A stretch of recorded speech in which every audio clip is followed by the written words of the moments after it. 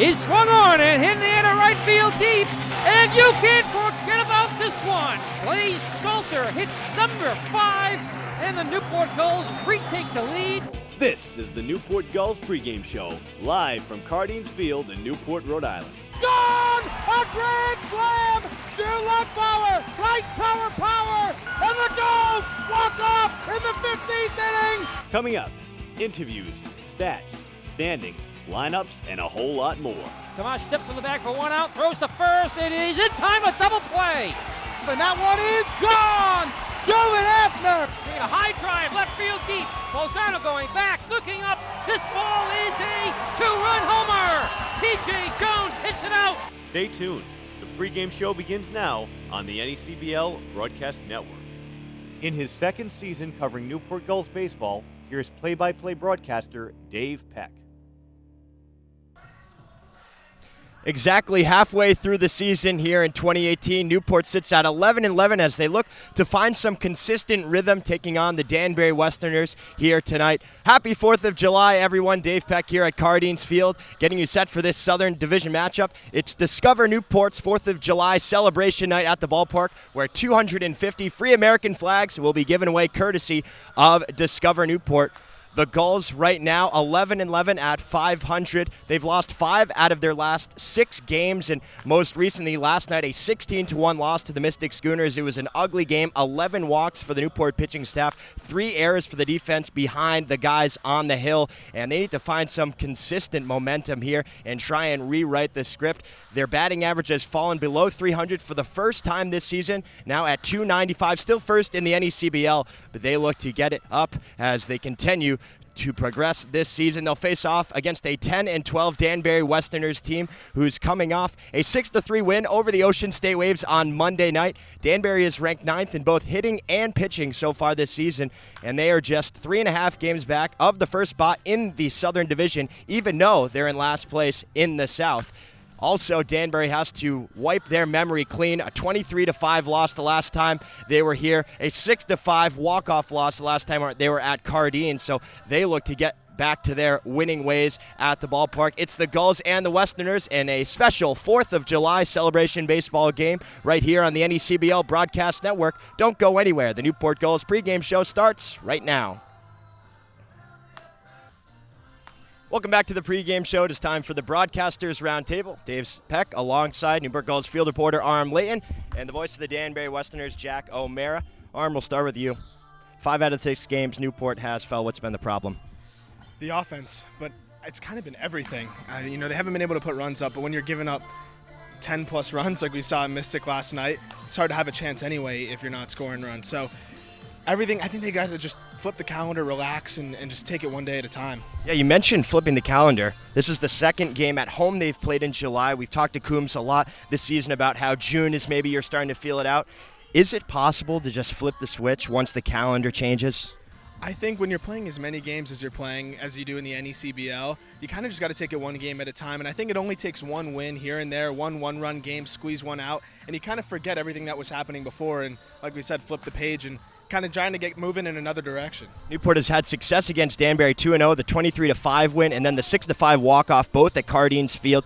You think they can replicate that today? Is this a good test for them just to kind of gain their momentum again? Well, that's the crazy thing. It feels like a lifetime ago when the Gulls came back and walked off here at Cardines, but it really wasn't that long ago. The Gulls need to get back to that baseball, and I think they can. And hopefully a big crowd expected tonight.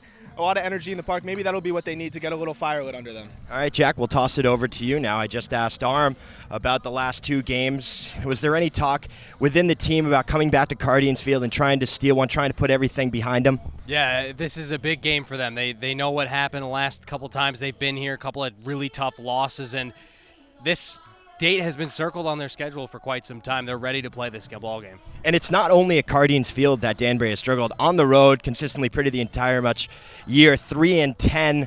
Is that something because they like Rogers Park, or is it just the bus ride going to a different place? What do you attribute that to? Well, I think that it's easy to play at home, especially with the ballpark. I think it's very unique to Danbury's play style, but I also think that, yeah, there is some lack of focus involved, obviously, with the long travels. Danbury is the furthest team away from the majority of the teams. Our closest team is about 2.5 hours from us, so it's not a lot of close games for us. So it is difficult to stay in that mindset, getting ready to play every single day when you have a lot of trips to make like that. And Danbury is currently last in the Southern Division, 3.5 games back of the first place Plymouth Pilgrims, but only a game back from Newport. So this could be a big one for them if they can get a win here. What's it going to take? I think it's going to have to take an all-around effort from this team. They've lacked some consistency with both pitching and hitting over the past couple of games. When one side is on, the other isn't, and vice versa. And I think that Eli Oliphant's going to have a good start, and I think the offense is going to have to come out and put some bats up and consistently put up runs and give themselves a good chance to win. It's got to be a balanced approach. All right, should be a good game here on July 4th between the Westerners and the Gulls. For Jack O'Mara, Aram Layton, I'm Dave Peck. The Newport Gulls pregame show continues next right here on the NECBL Broadcast Network. Welcome back to the pregame show here on the NECBL Broadcast Network. Nick Bello here for Gulls Insider with Logan Menard. Now, Logan, your athletic training assistant here. So where do you go to school? How did you get into this? And what do you plan to aspire to be after this? All right, so I go to school at Merrimack College. It's in Massachusetts. Athletic training, you look on TV and you see like all the professional sports players. They run out there, the trainers. So I've always wanted to do something in sports and healthcare, so this lined up. Happy 4th of July. So athletic training ended up being the profession that lined up the most for me. So hopefully one day make it to the pros. Obviously that's the dream for everybody around here. Yeah. And so we have a great head athletic trainer here, Emily. She's sitting over there right now. So what have you learned from her through your experience here? Emily's great. She has just kind of molded like what a high-level athletic trainer has to be. The Gulls, the players are high-level D1 athletes, so it's just about professionalism and how to work with them. So I've really learned a lot under her. And what's your favorite part about being here in Newport this summer? I'm a native. I'm from around here, so it's just awesome being home and being able to work with like the team that I grew up like watching. I played on Cardines before, so it's just cool being around them. All right, awesome, Logan. Thank you very much. Thank you. And the pregame show continues next on NECBL Broadcast Network. Welcome back to the NECBL pregame show. I'm Dan Byford here alongside catcher Zach Britton. Zach, you're one of the league leaders in batting average so far this year. What do you attribute to your success at the plate? I have a simple approach, and I just like to stick with that. I just think right up the middle and adjust the off speed, and as long as I can do that, I usually can get a good piece of wood on ball. So what do you do to stay ahead in the count? What's your mindset coming up there? To me, it really doesn't matter if I'm behind or ahead in the count. I just stick with the middle of the field approach and, try to extend my barrel through the hitting zone as long as I can and hopefully get a good piece of wood on it. And usually it works out, but, it's baseball. So a lot of times, even if it doesn't, I still stick with that approach and like to keep things as simple as possible. Fair enough. So when it comes to calling a game, what's in your mind there? What's your mindset? So I like to read the hitter's body language a lot. So, obviously as a pitching staff, we're trying to get ahead and stay ahead and, bury guys early. But, I like to read the hitters and kind of see if they're cheating to one pitch or another and then keep them guessing, really. Yeah. So do you usually have any data on them coming into a game? Not really. I usually just like to feel the game out and feel how the game's going and look at the hitter, really get a feel for what he's trying to hit. So just like to keep them off balance, change their eye level and keep them guessing. So you have a couple of teammates coming out of the pen from college at Louisville with you. Is there any familiarity there that helps you call a game for those pitchers because you know where their strengths and weaknesses are? Yeah, those two guys, they're good friends of mine, great teammates. And I kind of like to think I know what they like to throw. So, I know what they're working on, and I try to stick with that. So. All right, and you've shown something that maybe isn't prototypical of a catcher. You're able to steal a bag or two now and again, sometimes two on the same inning, even second and third a couple nights ago. How do you keep your legs fresh enough to be able to steal bases? I like to think that I'm an athletic, explosive guy, and I try to use that to my advantage, especially on the bases. And You know, catching really doesn't bother me. Really bother my legs too much because we don't play, you know, full major league schedule or anything like that. But I just like to stay loose, and I stretch out a lot before games to stay loose, stay explosive. So you wouldn't say there's any difference on the base paths for you if you're playing first or catcher? No, not usually. Sometimes, you know, I'll be dragging, but you just got to kind of push through and play the game hard, and that's what I like to do. So.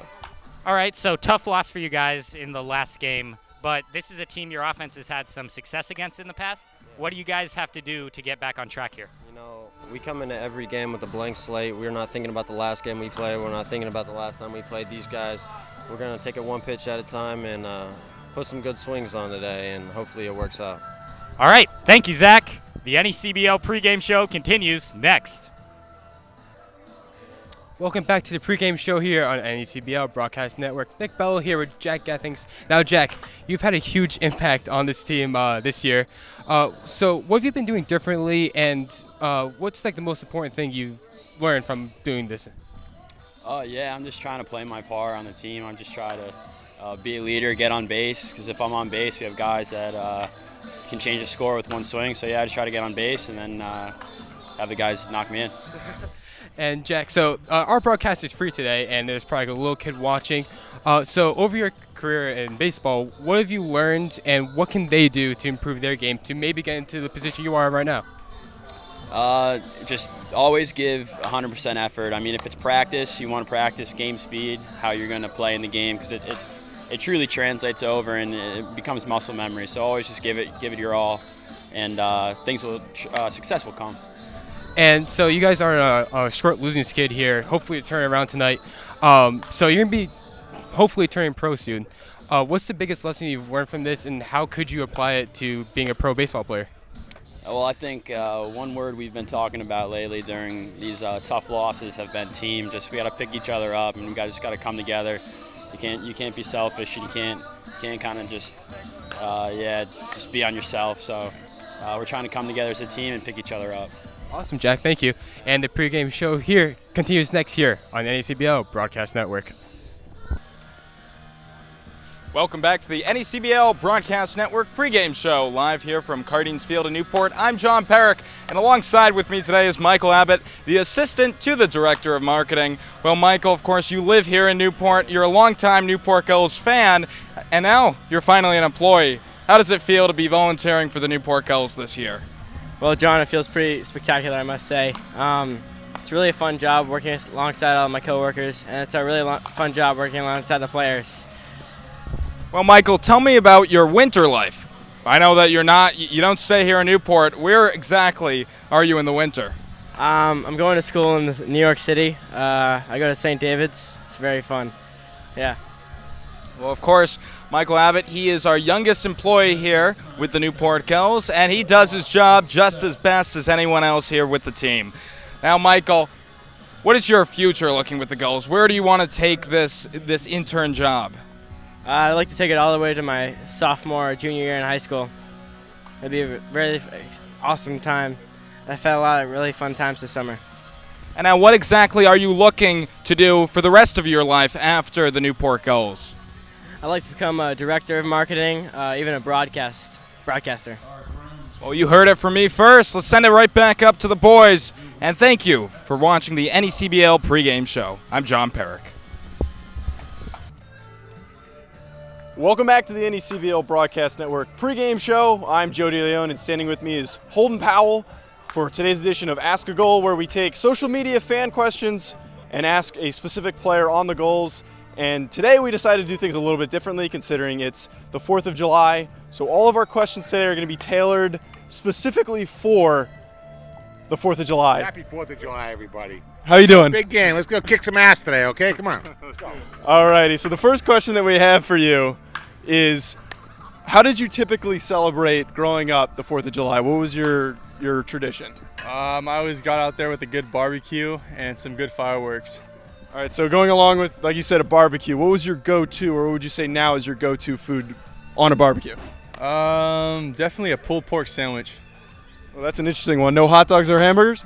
Oh, of course those. All right, so going along with hot dogs now, who on the team do you think could eat the most hot dogs? So today we actually had the National Hot Dog Eating Contest. Joey Chestnut broke his record with 74. Do you think anyone could crack that? I think Jason Gonzalez could. How many do you think he could eat? Probably 80. Is there any chance that you think you could beat him? No, not a shot. All right, so next question. Barbecues typically have a lot of festivities, one of them being cornhole. If there was one person on your team, or maybe even the whole Gulls organization, who would you pick to be your partner in cornhole? Definitely Jerry Burt. Why is that? We just have good connection. Alrighty, so the last thing that we have for today, we have a riddle that is actually 4th of July related. And the riddle that we have is, does England have the 4th of July? Yeah. Why is that? I have no clue.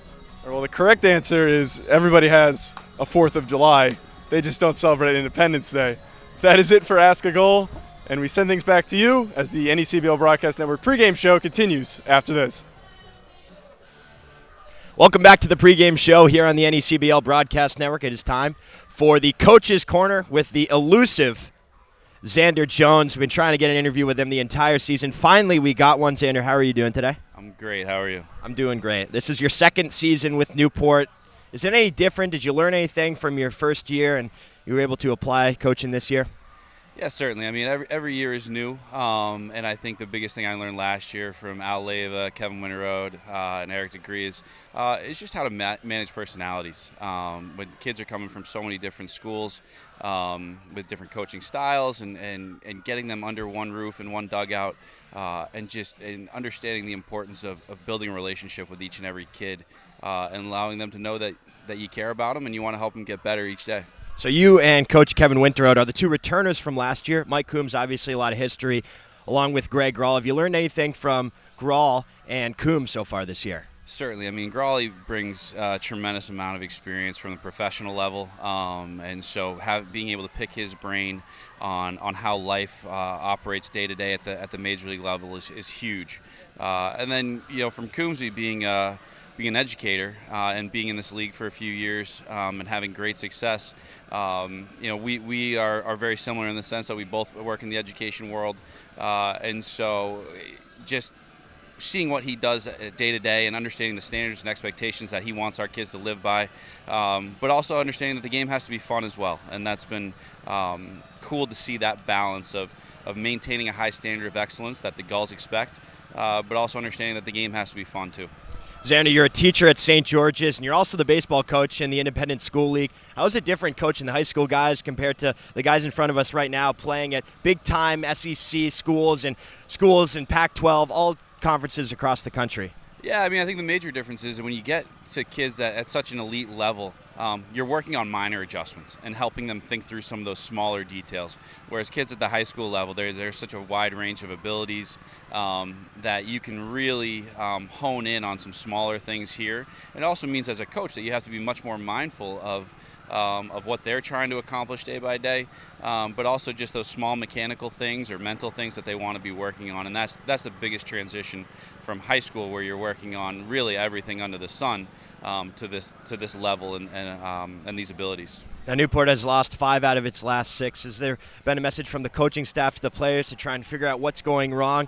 Can a flip be switched when you go to July these last couple of weeks? Certainly. I think in summer ball, the season ebbs and flows. I had a former colleague once tell me that you're going to win a third of the games, you're going to lose a third of the games, and it's about that middle third, that defines the real winning teams and the losing teams. And so we're at 11-11 right now. It's certainly not where we want to be, but there's a lot of time left. And given our division's league standings right now, that I think it's wide open, and given the talent that we have, we're certainly going to have a good run in July. All right, some wise words from Xander Jones. Thank you, Coach. The Gulls and the Westerners are next right here on the NECBL Broadcast Network.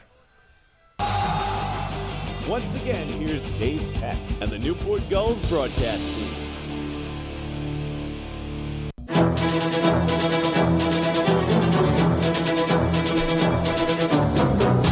Can you think of a better way to celebrate the 4th of July than America's national pastime here on a beautiful night in Newport, Rhode Island. Happy 4th of July, everyone. Dave Peck alongside Newport Gulls scorekeeper Andre Olivier, the voice of the Danbury Westerners, Jack O'Mara, and Newport Gulls field reporter Nick Bello. It's a Southern Division matchup for the third time this season between the Newport Gulls and the Danbury Westerners. Newport coming into this game, the halfway point of the 2018 NECBL season. 11 wins, 11 losses. They've lost 5 out of their last 6. Currently tied for 5th in the Southern Division standings, 2.5 games back of the top spot. And for Danbury, 10-12, last in the South. But Jack, we talked about it, 3.5 games back of the top spot, just a game behind Newport. So certainly a lot on the line for this game as we're getting down to the final few weeks. It's hard to believe of this 2018 season. Newport's last loss, it was yesterday in that 16-1 game at Fitch High School against the Mystic Schooners.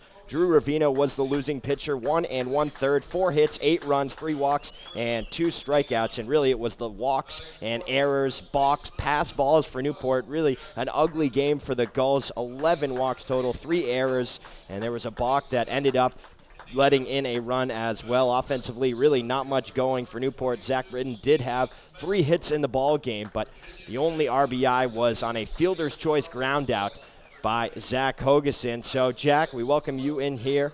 Danbury, 10-12, 9th offensively, 9th pitching, but they're right in the hunt, as is everybody in the Southern Division. Yeah, this division is the storyline all season long has been how competitive this division gets, and I don't think it's going to go anywhere just because head-to-head all of these teams have chances each night, and it's a different ball game each night, which is exciting to expect. And Danbury, they're hanging around. They just need to find some consistency. That's been the most difficult issue, and the 7-game losing streak put them back some. But since then, they've been able to claw back in some games. They're starting to get back to their winning ways. They just need to put a good streak together. They were actually out-hit 9-8 in their 6-3 win against Ocean State on Monday night. But only 5 runners left on base as opposed to Ocean State's 11. It's something I talked with Jonah Karp, the voice of the Waves, a lot with his squad. Runners left on base, and in that game and hopefully moving forward, that's something Danbury can continue to succeed at. Well, it's something that they really have struggled with, especially during that losing streak, was leaving guys on, missing opportunities. They took care of that against Ocean State on Monday. It was all hands on deck. When guys got on base, they took care of business, and a lot of them were from errors on the infielders. They took advantage of a couple of errors. Ocean State had 3 over the course of the game, and it was a big shot by Braden Combs that eventually put Danbury in the lead, and they didn't look back from that, and they were able to have some solid pitching around the squad. It was a great start from Nick Gallagher, who did only go 4 innings pitched. Jackson Aldham came in the 5th and pitched a scoreless 5th inning, and then it was Brian Rodriguez who came out of the pen to shut things down. He was the player of the game. He pitched 4 innings pitched, and he only gave up 2 runs in the 8th, but it was just enough to keep Danbury in the ballgame and give them the victory. Danbury lost its first 2 against Newport. Both have been at Cardines Field. The Gulls winning game 1 23-5, and then game 2 6-5 on the walk-off hit by Zach Hogeson. And Nick, welcome you into the booth here. Newport is in a little bit of a slump. Their average as a team has gotten below the 300 mark for the first time this season. It's still ranked first, but what do they have to do to try and get more consistent play from the lineup and from the pitching staff? It's not going to be an overnight thing. They maybe even drop this game. They have beaten Danbury the first 2 times. But it's something that, you go back, you practice it. You come here before the game, you get here early, and you really work. That's what you need to do. That's all you can do is just work hard before the games and maybe even after the games if you really need to. We'll see what they can do here as it's Discover Newport 4th of July celebration night where 250 American flags will be given away at the ballpark courtesy of Discover Newport, and a special night as it marks the 100th anniversary of the July 4th, 1918 Anglo-American baseball game between the Army and the Navy. King George V of Great Britain was a huge part of that game, and really a symbolic game between the 2 transatlantic countries on the eve of the end of World War I. And we will send it down to Mike Falcone, the Director of Baseball Operations, for this special ceremony here on America's Independence Day. Newport Visitors Information Center, which offers admission tickets to area attractions and events, maps, brochures, destination information, and a convenient place to park. Always hospitable to visitors in the area. Discover Newport is a proud sponsor of the Newport Gulls, and they are looking forward to another exciting summer and wish everybody a happy 4th.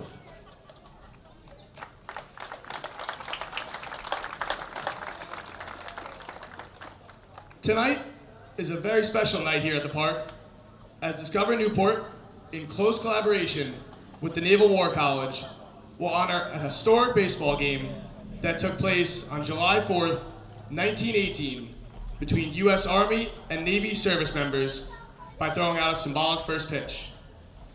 1918's game at Stamford Bridge in London, exactly 1 century ago, was kicked off by a first pitch thrown out by Admiral William S. Sims. That same ball, signed by King George V, can be found at Newport's own Naval War College Museum, and a replica of which can be found right across the street at the Newport Visitor Center. Here with us to commemorate that game is Dr. Nat Sims, grandson of Admiral William S. Sims. Admiral Sims was the commander-in-chief for U.S. naval forces in Europe during World War I and was the driving force behind the establishment of baseball games during that period of time to help bring together various groups of people in order to focus on the enemy. He will be throwing out tonight's ceremonial first pitch to Charles Fuller. Fuller's grandfather, Ensign Charles Fairchild Fuller, played catcher in the 1918 game in which we are commemorating. Let's see you, Dr. Sims.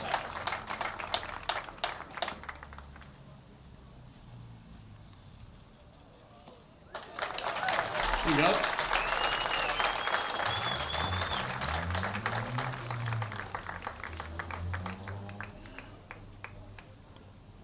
Next up, throwing out a first pitch, is John DeGraff. He's the great-grandson of first-class machinist-made John Jack Egan. John's great-grandfather played left field during the 1918 game. John has with him the watch King George V presented to the winning team that day, which happened to be Navy. Let's see what you got, John.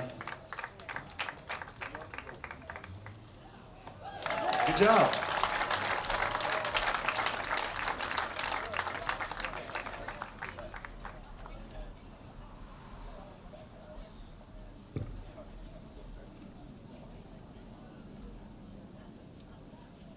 Next up, throwing out a first pitch, is Navy Lieutenant Commander Justin Dargan.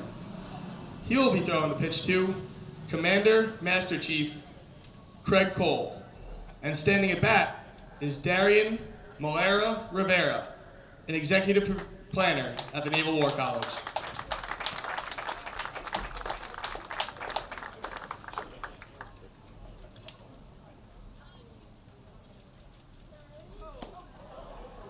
Got some heat on that one.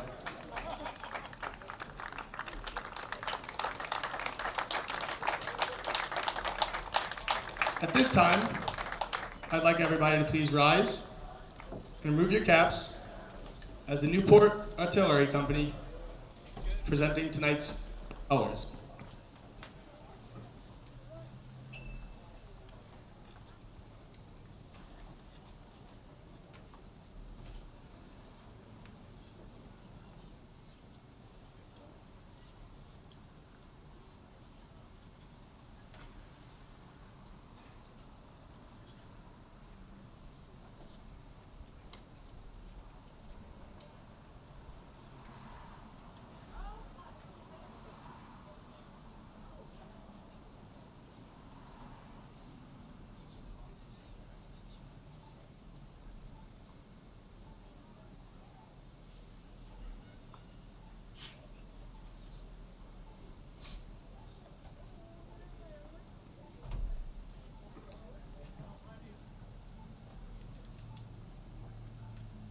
Here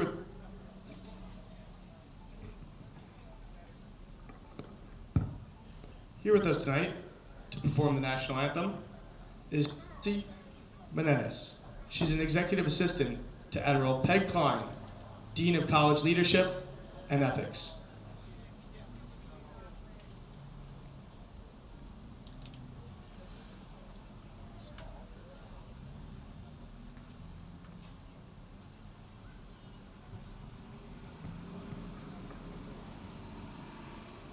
Oh, say, can you see by the dawn's early light what so proudly we hailed at the twilight's last gleaming, whose broad stripes and bright stars through the perilous fight o'er the ramparts we watched were so gallantly streaming, and the rocket's red glare, the bombs bursting in air, gave proof through the night that our flag was still there. Oh, say does that star-spangled banner yet wave o'er the land of the free and the home of the brave?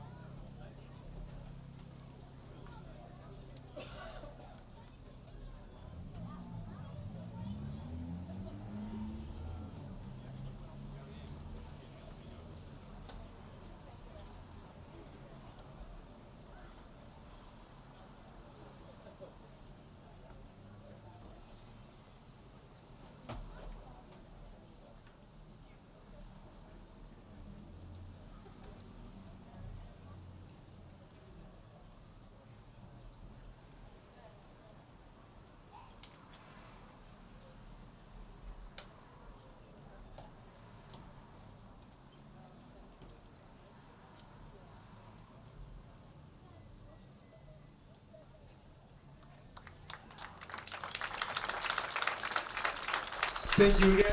A very special national anthem sung by Chelsea Meneses on a special night for baseball. Independence Day here in the United States of America, and we're going to keep it right here as we'll send it over to Nick Bello to take a look around the league standings and updates from yesterday. Nick? Thank you, Dave. Last night we had a couple games go on, so those are as follows. Winnipesaukee beat North Adams 6-3. Mystic beat Newport 16-1. Ocean State lost New Bedford 5-3. Keene beat Vermont 7-3. And Valley beat Plymouth 5-1. Tonight we have a couple games as well on this wonderful 4th of July. Upper Valley plays Vermont, and that game being played in Vermont. North Adams plays Sanford, and that game is being played at Steeplecat.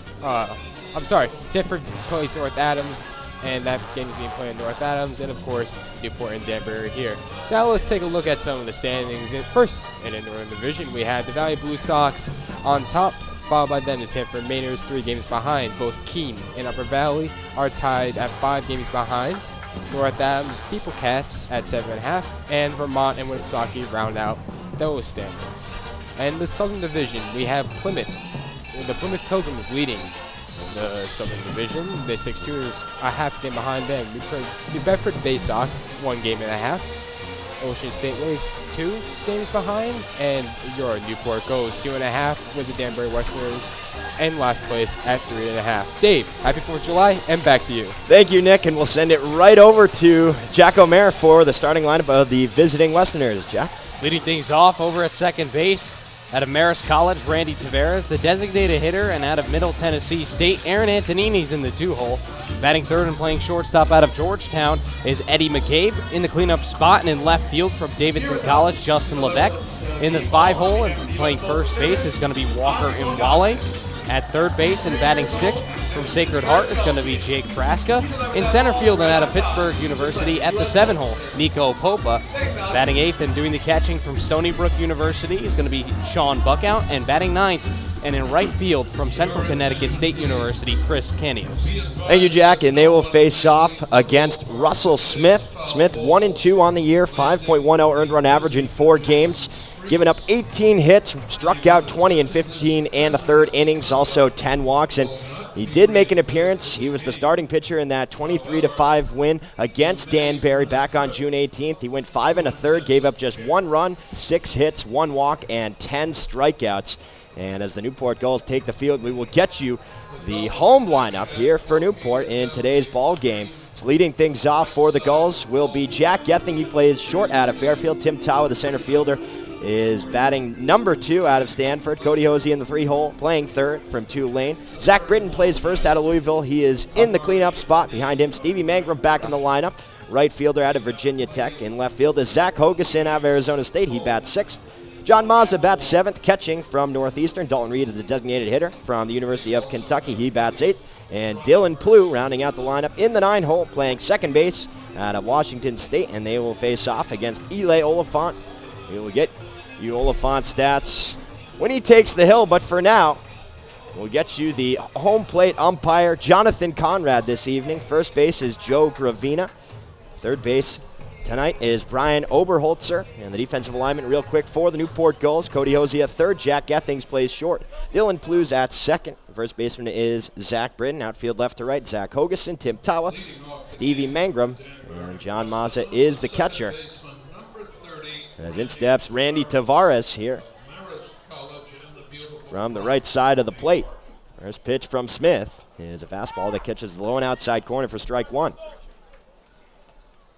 Your weather here in Newport, Rhode Island on July 4th, 80 degrees, 0% chance of precipitation, 75% humidity, and 7-mile-per-hour winds as that one is lifted into right field. Mangrum going back, and he's going to have to look up as this one is all the way over the fence and gone for a solo shot. So Westerners strike first on the second pitch of the ball game. Randy Tavares, how about that? Yeah, and it's one of those pitches where you just kind of think it's a lazy fly ball in a right field, and all of a sudden Mangrum just runs out of room. I thought that was just going to go off the high wall, but it just kept carrying out here in this summer air.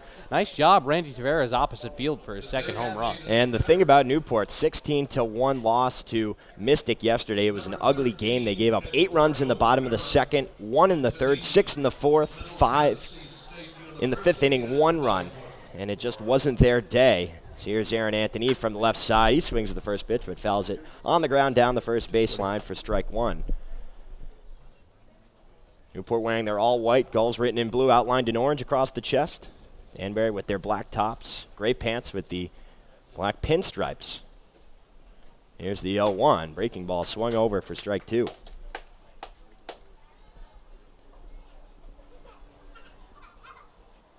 Last time these two faced, it was the walk-off win here on Cardians Field.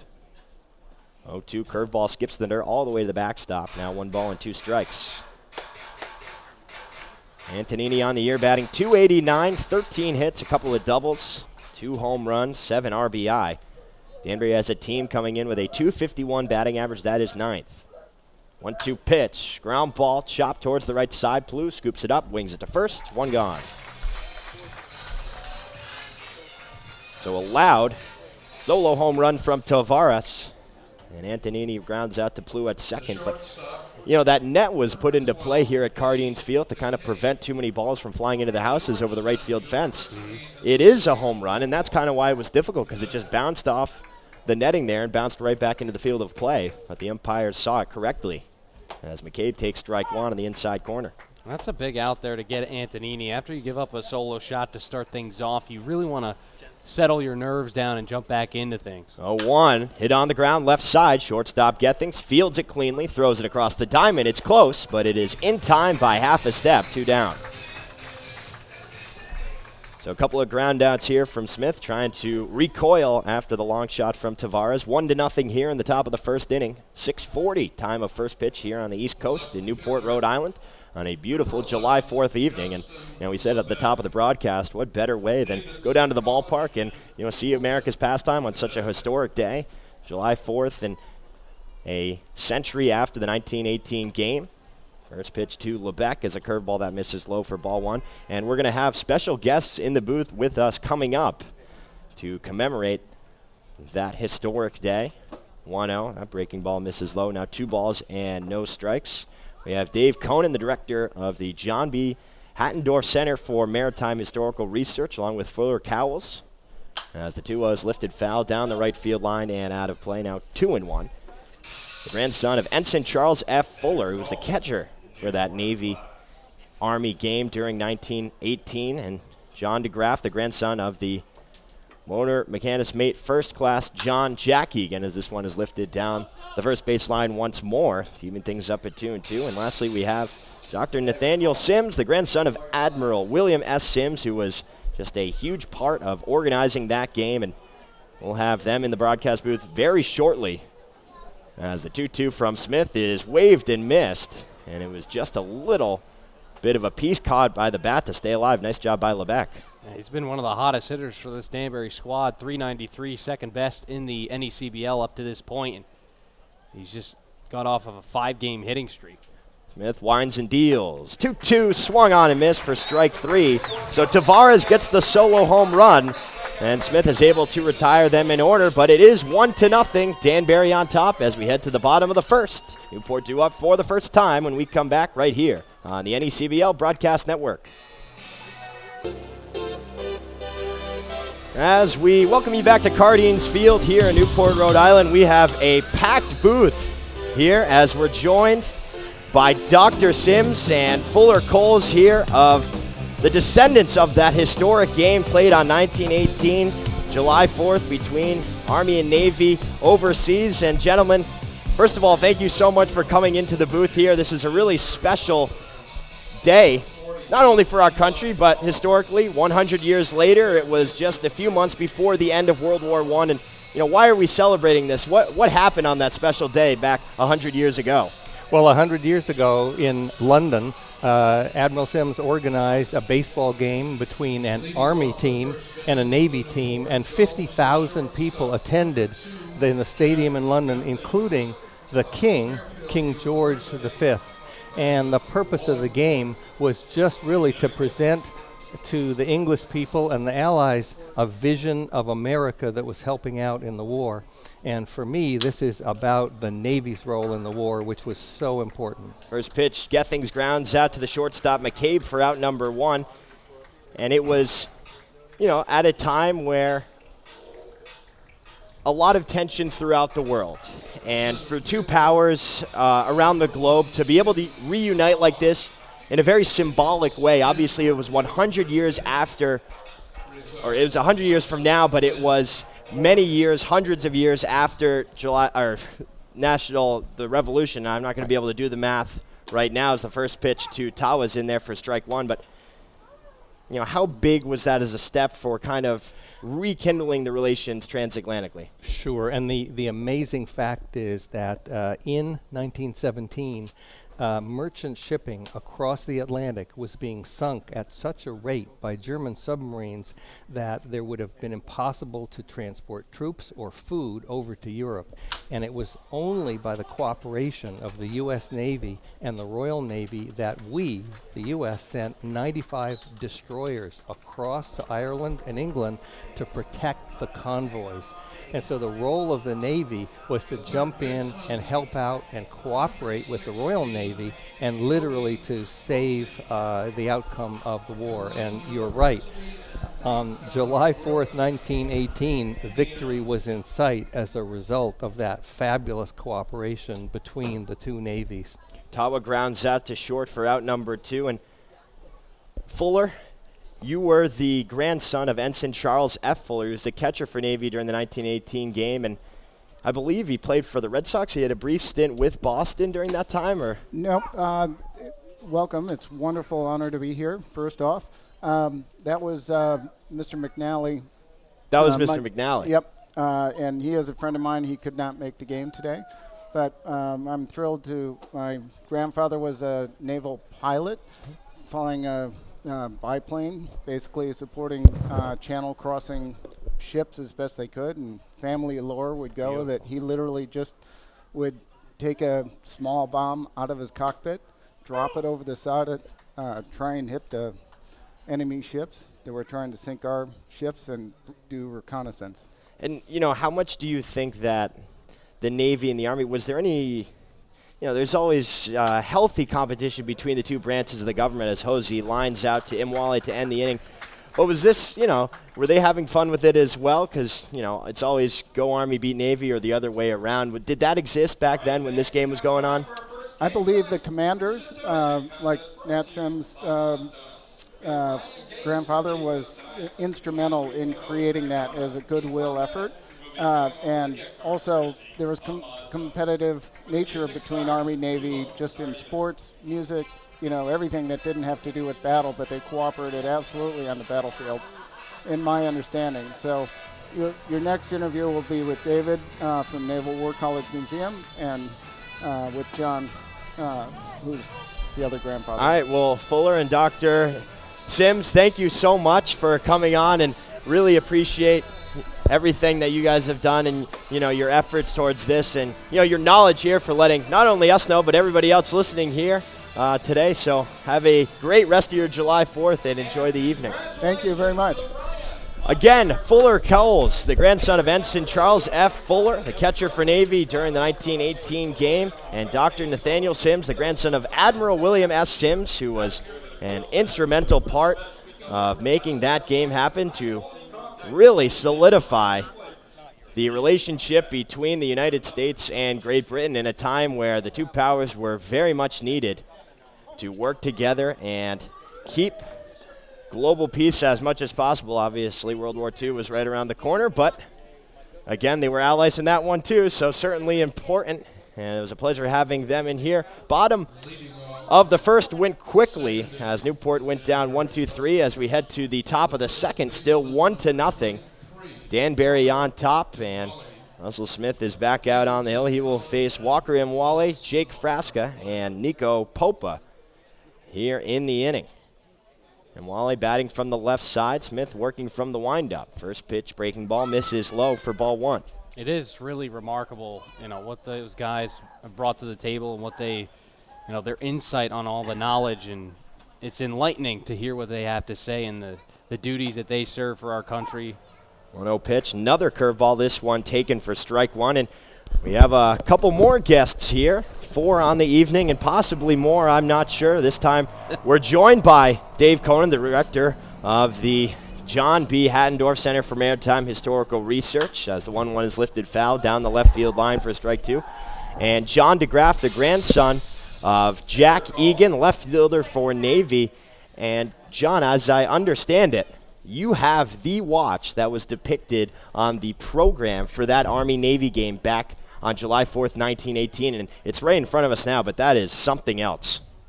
Thank you. Yes, my mother gave that to me as a family heirloom about 8 years ago.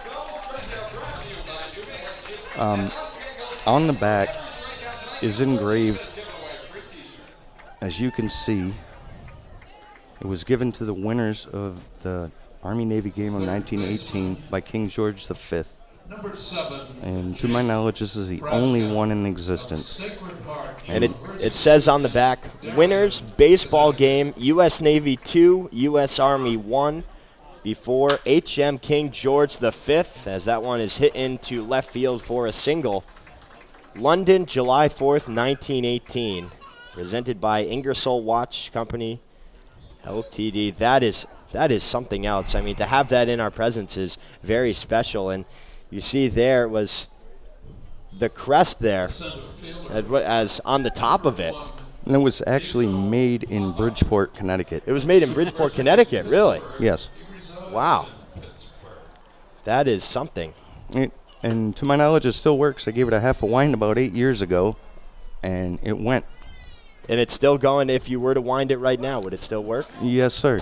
Wow, that's special. And Dave, you're the one collecting all this, so much knowledge. What was it like to be able to see this? It's at the museum in Newport, and just to have this in the collection, so special. So it's a tremendous honor for me to be able to have the opportunity to not only meet family members of such historic figures who served our country in wartime a century ago, but also to have the opportunity to work with the families to sort of rediscover artifacts, really treasures of the nation that are sitting in drawers and up in attics, and having the opportunity then to place those items on display together for the first time after a century.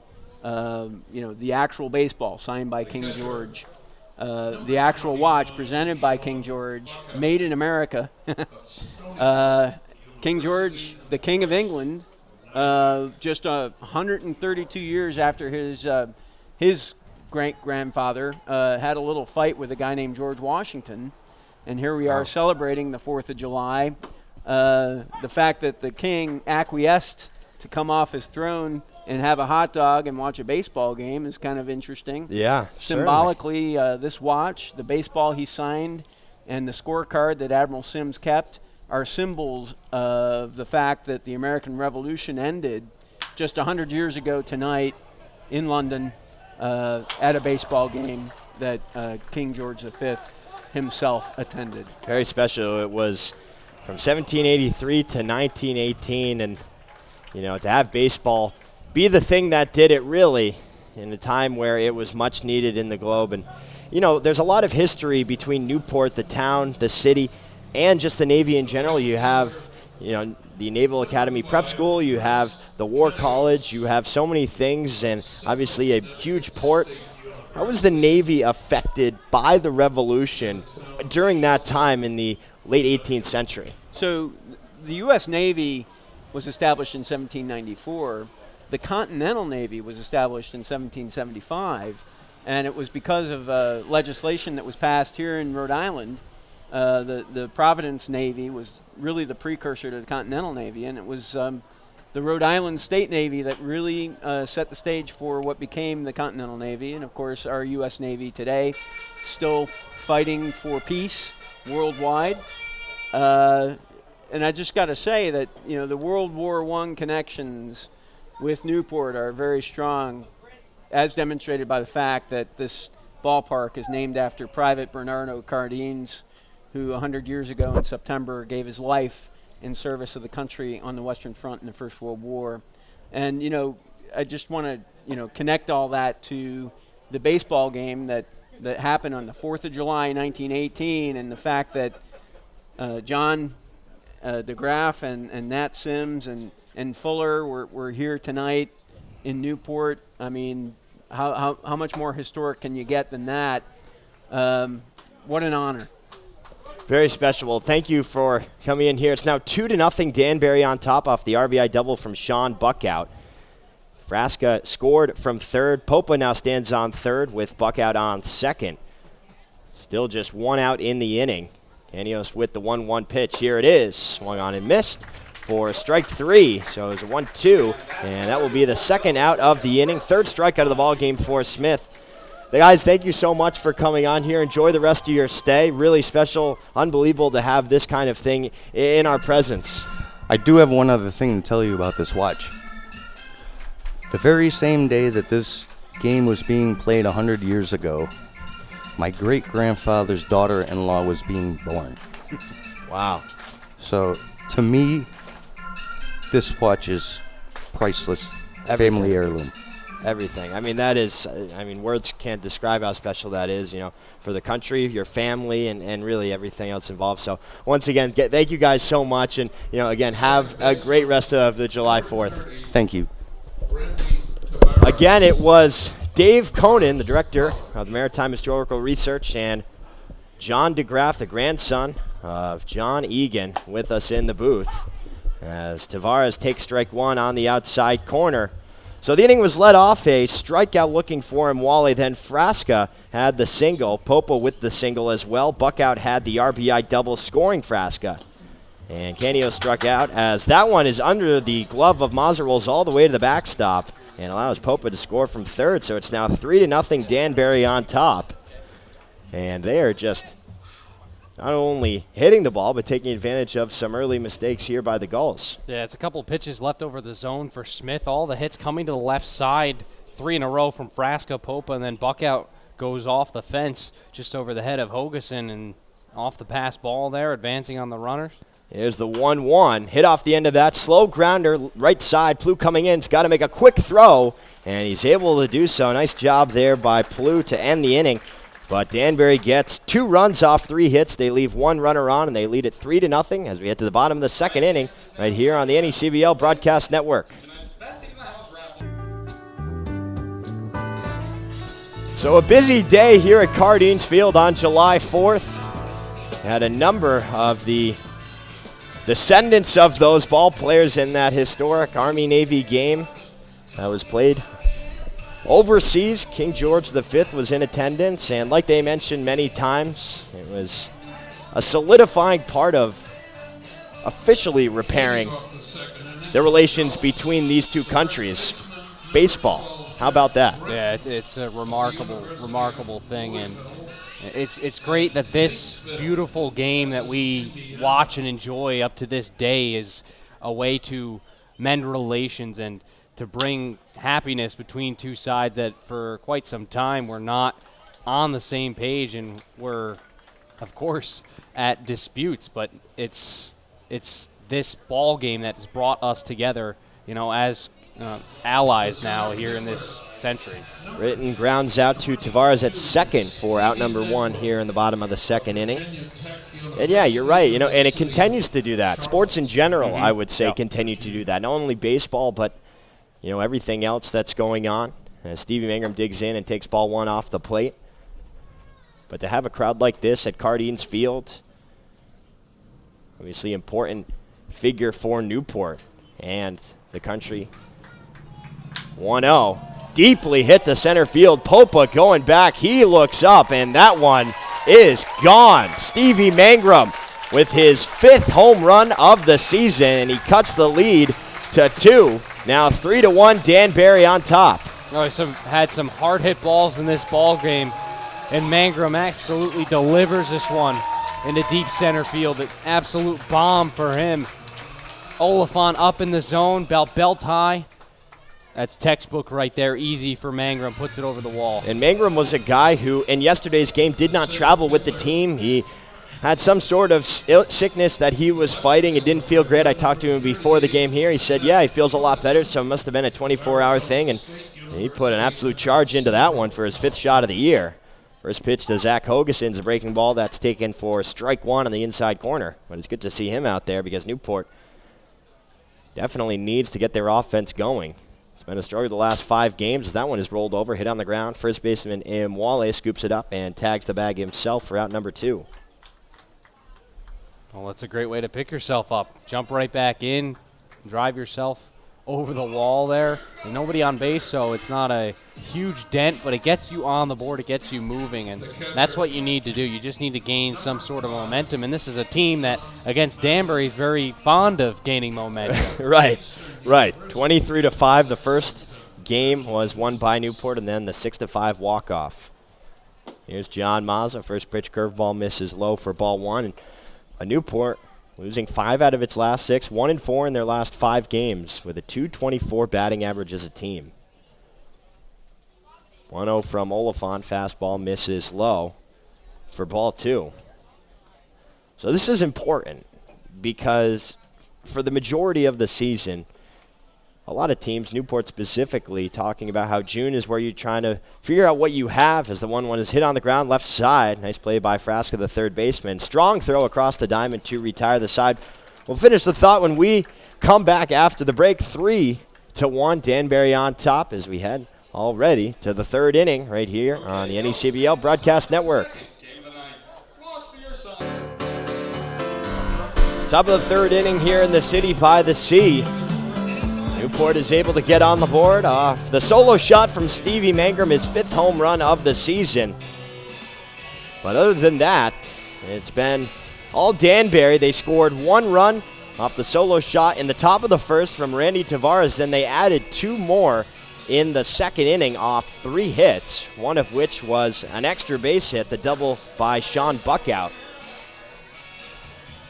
But only down 2, still early in the game, and you wonder, Jack, what type of game we're going to get here. Is it going to be high scoring? We have the Danbury offense who's hitting .251, 9th in the league. Newport offense hitting .295, 1st, but it's a number that's dropped very quickly in the past week when Newport has been struggling. We had that close game the second time these two teams played, and it was Oliphant who was on the mound for that first blowout, so he's trying to figure a lot of things out as well. Smith was on the mound for the game in the 6-5 win, so there's a lot of history here between these teams already. And both of these teams have hit the halfway point of this season, so as you were mentioning in the bottom half of that second is, where do these teams turn now? This is a huge game because they're both kind of hanging on the lower end of the division. They're trying to get themselves back into a position. Eli Oliphant's trying to have a bounce-back start here. And we've seen 4 combined runs already. 1-0 pitch. That runs well inside to Antonini, and it hits him. Trying to shake it off, but he will trot down the first baseline. On for the first time today. It was actually an Oliphant-Smith matchup in that 23-5 win. You remember that Smith had 10 strikeouts, and the difference between pitching when you have such a lead is very different. The last time that Smith was on the hill, 8-6 lost to New Bedford. He just went 1 2/3, gave up 5 runs, none of which were earned. 4 hits. That was the sloppy 6-error game for Newport. That's been another problem for the Gulls lately. .957 fielding percentage. That's 9th in the NECBL. 33 errors. Here's Eddie McCabe. Rounded out to Gethings at short the first time up as he takes ball 1 outside. 3-1 here, top of the 3rd inning. 1 on, nobody out. Smith working from the stretch. Mazza setting up outside. Here's the 1-0 pitch. Swung on and missed for strike 1. And the game's pace right now is really, really quick. You know, we've seen a bunch of runs so far, but a lot of them have just come back to back to back to back. The pitchers are working quickly. You're not seeing a lot of balls. You're just seeing contacted. And you're seeing aggressive approaches as well. 1-1, swung on a miss on the breaking ball. Now 1 ball and 2 strikes. Both hitters not waiting around at all.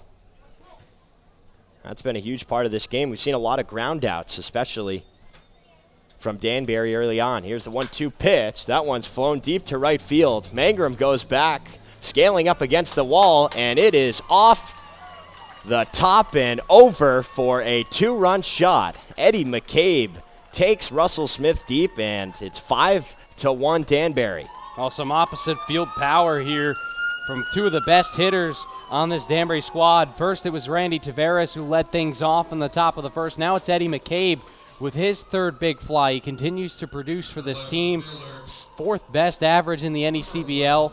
He has been something else this season, and he goes opposite field right over the right field fence once again. That one hit right above the fence there, and again bouncing off the netting. Still nobody out as Lebec takes ball 1 low. Lebec struck out swinging his first time up, but it's 5-1. Danbury on top. 1-0, breaking ball misses low, 2 balls and no strikes. Newport pitching coming into this game, gave up 13 home runs, tied for 5th fewest in the league. 2-0 hit on the ground, left side. Shortstop Gethings dives to his right, makes the throw across the diamond, and it's not going to be in time as Britton is pulled off the bag. That will go down as a single for Justin Lebec. You applaud the effort there from Gethings. Diving stop across the diamond. He's got to make an accurate throw. It's pretty much an impossible play. Would have been remarkable had he been able to throw that on the money, but it's a point now where you start to wonder, is Smith going to find a way to bounce back here? He has that errant hit by pitch to Antonini, a pitch up in the zone to McCabe out on the outer third, and you give up a base hit to a red-hot Justin Lebec. How much longer until Smith can kind of flip the switch here and figure it out? Flipping the switch has been something of a question for Newport as of late. They're tied for 5th in the Southern Division, still close, so everyone has a shot. Kevin Winterwood having a long conversation here. See if there's any action in the bullpen down the left field line. It appears as there is not right now, but Winterwood just trying to calm him down. Mike Coombs is not in attendance at the ballpark this evening. He was tossed in yesterday's game against the Schooners. He was getting into it with the first base coach of Mystic after the Schooners were running up 15-1, and really no time was wasted tossing him out by the home plate umpire. Here's Walker and Wale. First pitch curveball catches the upper part of the zone for strike one. And it's frustrating when, you have your team. It's such a widespread margin. There really is no reason to run, and it's acceptable for why he was upset. 5-1, still nobody out. Runner on first. Another breaking ball drops in for strike two. Smith trying to settle in here. Already given up 2 home runs in the game. First one to Tavares. The solo shot to start off the ball game, and then the 2-run shot to McCabe. Working from the stretch. High leg kick. Here's the 0-2 pitch. It runs low and outside. Dave Peck alongside Jack O'Mara here on July 4th. Third time that the Westerners and Gulls have faced off this season. 1-2, hit off the end of the bat, and just out of the reach of a diving Plew. It rolls into right field. Mangrum scoops it up on a hop, but it is a single, the third hit of the inning for Danbury, and they just keep coming. Yeah, and there's still no one out here. It's just continuing to find spots to hit balls. It's soft contact, hard contact on the ground, up in the air.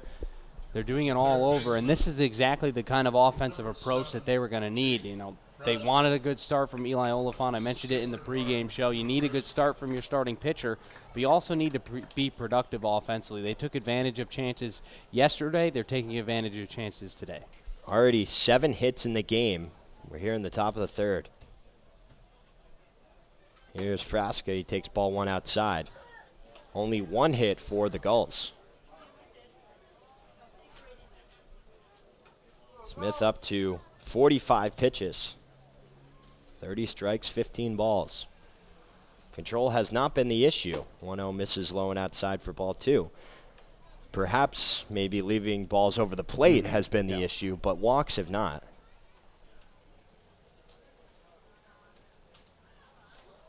Three strikeouts on the evening. Here's the pitch. That misses low now. 3 balls and no strikes here to Frasca. And you'll start to see now Smith has lost the zone a bit here in this at-bat. He's starting to feel the pressure build up upon him. He doesn't want to leave anything too out there over the plate because he knows that the Danbury hitters have been jumping on them. So he's going to try to work around here. He's got to be careful not to walk some guys. 3-0 winds and deals, and that one misses low for ball 4. So first walk of the outing for Smith, and now the bases are loaded. Still nobody out here in the top of the third. Already 2 runs across in the inning. Danbury leads it 5-1. And Jack, that's exactly right. I mean, you put pressure on him, you hit 2 deep balls over the fence, and you hit him around a little bit, and he begins to press a little bit. All pitchers do. You don't want to let them do that, so you start to get a little nitpicky, and that's when you start to miss your locations. And a 4-pitch walk there to Frasca. Here's Nico Popa. Singled and scored last inning. That's from the right side. First pitch curveball, spikes in the dirt, gets away from Mazza, but there is no advance from any of the runners as Mazza was able to track it down. Ball 1. Yeah, that's a good block there by Mazza. It ends up getting away from him, but the angle there, Lebec can't really see how far that ball jumps away, so he'll have to stay put, and obviously because the other 2 bases are occupied, there's no advancement. Lebec on third and Wale on second, Frasca on first. 1-0 pitch, line down the right field line, foul. It's 285 over the right field fence, 28 feet high. But both Tavares and McCabe, righties, just peppering the opposite field. 1-1, got him to chase, and off-balance swing for strike 2 to Popa. That's a big pitch right there. Way out in front was Popa. Great off speed, good location, down and away. 1-2. Hit on the ground right side. Plouffe underhands it to second for 1. Gethings to first, and it's not going to be in time. Scoring from third is Lebec, and it is 6-1 Westerners. Well, they got the lead out there. Unfortunately, they can't turn 2. Popa has a lot of speed right there. Drives in another run. At this point, it's good for Danbury. You're starting to put some extra runs on here. You know you're in good position. And it's another big inning that Newport has struggled in. They had the 8-run inning yesterday against Mystic, and once again, Danbury's starting to find ways to get guys in. Putting a lot of pressure on an offense that maybe earlier on in the season would have no problem getting out of this hole, but the way it's been going lately, this Buckout takes strike 1 in the outside corner. That is a tall order. And it puts a lot of pressure on you, too. You know, you're not getting any help. And, you know, a 3-4 run lead is manageable, but when it starts to increase by this margin, you get up to 5 runs, 6 runs, and Wale finds a way to get in. You know, it starts to put a lot more pressure on your bats, and you feel almost out of it. Runners on the corners here. Still just 1 down, 1 ball and 1 strike. Here to Sean Buckout. He had the RBI double in the second. Another opportunity. 1-1 pitch. That one is flared down the right field line. It'll get foul right in front of the warehouse for strike 2. Popa was off on the play. And he'll have to return to his station. Scoreboard located right there down the right field line. Black lit up in red. It's got the clock on top of it, which is always nice to see. Nice for us. Keep an eye on the pace of game, and you know, for the fans as well. Sometimes it's bedtime. Yeah, a lot of young fans in the ballpark, you know, but maybe for some of the kids, they don't want it to be there because they don't want their parents to, you know, be paying any attention of it. They do have to be careful with Popa. He's got 5 stolen bags this year. Hasn't been caught yet. Second highest on the team. 1-2 pitch. Breaking ball waved and missed for strike 3. So Smith is able to get out number 2 on his 4th strikeout of the evening. Well, there's a good breaking ball down low. Sorry to cut you Yeah, off. no, that was a good pitch, and that's what he has to do. You know, be able to fool them because he's gotten a couple times. Danbury's been out on their front foot and a little off balance. That's kind of, it seems, what he's going to have to do to continue to have success, but still digging out of a little bit of a jam here. There are 2 outs, 3 runs already across. Here is Chris Canios. He struck out, swinging his first time up. Makes a breaking ball on the outside corner for strike 1. Conrad has opened up that outside corner a little bit. One maybe a little bit outside, but it bent back at the last second. And Wale on third, Popa on first. Here's the 0-1. Popa is off. The throw from Mazza down to second is going to be in time as Gethings is there to apply the tag for out number 3. So a nice job there by Mazza. He's been solid behind the dish all season. And he helps out Russell Smith, but 3-run score, 2-run home run by Eddie McCabe, a couple of singles, and the RBI fielder's choice by Nico Popa. It's 6-1, Danbury on top as we head to the bottom of the 3rd inning right here on the NECBL Broadcast Network.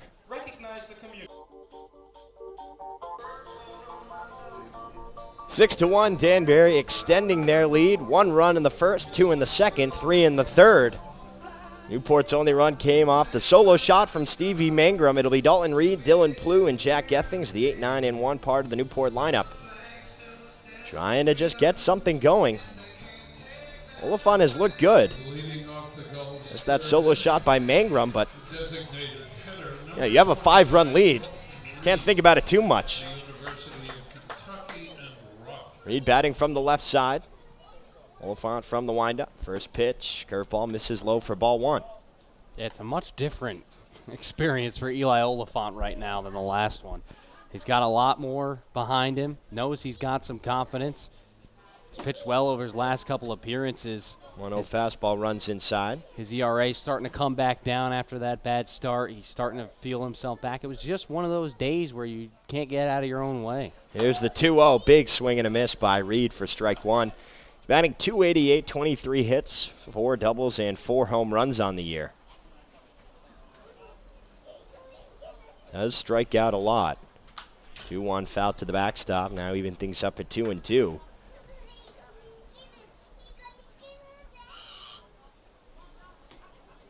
Reed from Seminole State committed to the University of Kentucky this coming fall. Here's the 2-2 pitch. Waved and missed for strike 3, so Reed goes down swinging. Just the first strikeout of the ball game for Oliphant, but there's 1 down. Nice pitch there, Oliphant. Pull the string, get him out ahead of it. Really, really good this season in terms of his strikeouts. It's one of his key things that makes him such a good pitcher for this squad. Over and over again, 24 now on the season. Here's Dylan Plouffe for the first time today. Fastball misses outside for ball 1. Plouffe coming into this game, .250 clip, 18 hits. He does have 6 doubles. That is up there with the best of them in the NECBL. 1-0 lifted in the infield left side. Shortstop McCabe settling under it, and he's able to make the catch. 2 gone. So 2 quick outs here. The only hit of the ball game for Newport is that home run by Mangrum. Besides that, it's been very quick innings, and Oliphant, he's been going at him, and now that he has a 5-run lead, he can afford to do that. Yeah, he can afford, if he makes a mistake here or there, the home run ball to Mangrum when it's 3-1 is like, okay, that's a mistake. I got to bounce back from that. You get an extra 2-3 runs back. Now you have a lot of real estate to work around. Okay, I made a mistake here. That's not a big deal. We still have those runs to fall back on. 0-1 pitch, grounded down the third base line, but just foul. Gethings quickly behind 0-2 now. He grounded out to McCabe, the shortstop, his first time up. Gethings has had a good year. He's batting .338. 23 hits, 4 doubles, a triple, a home run, and 9 RBI. Trying to extend the inning. Here's the 0-2 pitch. Breaking ball misses off the plate.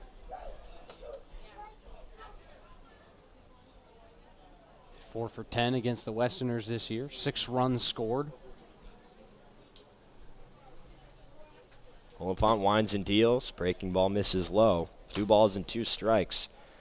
So Newport coming into this game batting .460 against Danbury, but even after that 23-5 win, kind of talk to you a little bit about how it can really skew the statistics for Newport.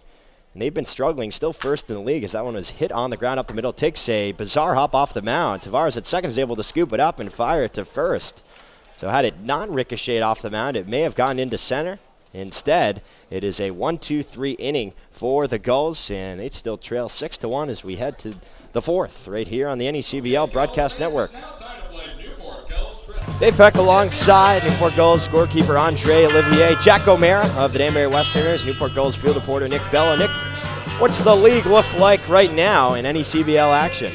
Well, Dave, we got a game at the top of the second here with Upper Valley leading Vermont 5-0, and our second game, top of the third, North Adams leads Sanford 1-0. Back to you, Dave. Thank you, Nick. Chris Canios back at the plate after Popo was caught stealing. Oz has been doing it well behind the plate the entire season. He had an 0-1 count. His first time now. Takes ball 1, so he is ahead 1-0. Nice little reset here. Not sure if it was you I was talking about with, but you get a little mulligan. You kind of see a couple of pitches, in his case only 1, as he swings through that breaking ball to even things up at 1-1. But, if you weren't quite ready mentally, you get a second chance, a second serve, if you will. You probably want to have that first one back, with the runners on base, but you say, hey, okay, I got a fresh count here. I can start something off, maybe start another fresh inning for Danbury, get some more runs on the board. 1-1 pitch. This one hit down the right field line into the grandstands. Fan almost had a beat on it, but it just, and she did end up catching it. You know, we don't have umpires that are ruling fans catching the ball. I think it may have touched the ground. Regardless, the count's 1-2.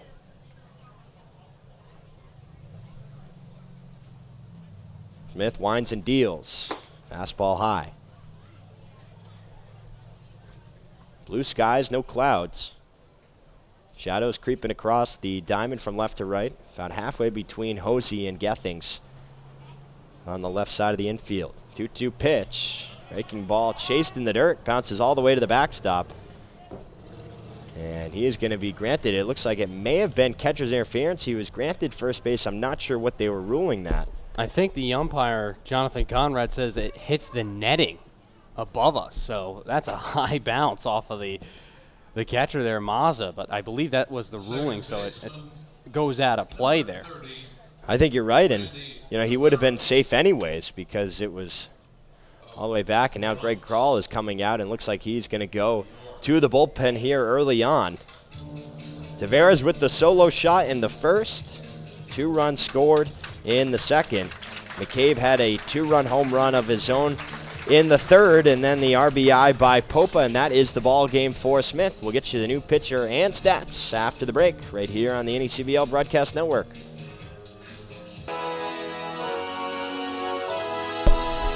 Pitching change here at the ballpark. And Jack, my bad, I'll send the play-by-play over to you. Still no outs in the inning, so you get your full 3, but just a little mistake on my part, just so involved in the game. Thanks a lot, Dave. And a fresh pitcher, too, so it really does feel like a fresh inning It's here. like a new start to the game, is what it is. It really is. So Canios is on with the strikeout here to start things off. In this top of the 4th inning, it's going to be Nick Enright, the righty senior, 6'3", 220, out of Richmond, Virginia. Goes to Virginia Tech University. He'll take over. He's had a really good season for the Gulls. This will be game number 10 for him. 2.91 ERA, 21 2/3 innings pitched. That's a team high. He's given up 21 hits, 10 runs, 7 earned, 25 strikeouts, also a team high, and he's has a 259 batting average against. He'll have to go up against the top of the order for Danbury in Randy Tavares, who's 1 for 2. And you get top of the order. I mean, this is set a up new game. perfectly. Possibly even better. He also has no walks on the year, and that's the biggest thing, especially in a game where you're down 5. You want a reliever who comes in and pumps the strike zone.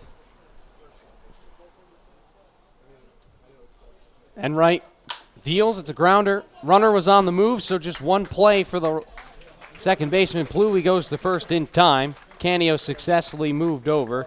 And Tavares retired for the second time in this ball game. That'll bring up the DH Aaron Antonini, who's now 0 for 1 today. Grounded out to the second baseman, Plu, who's been one of the busiest players on this team in terms of ground balls.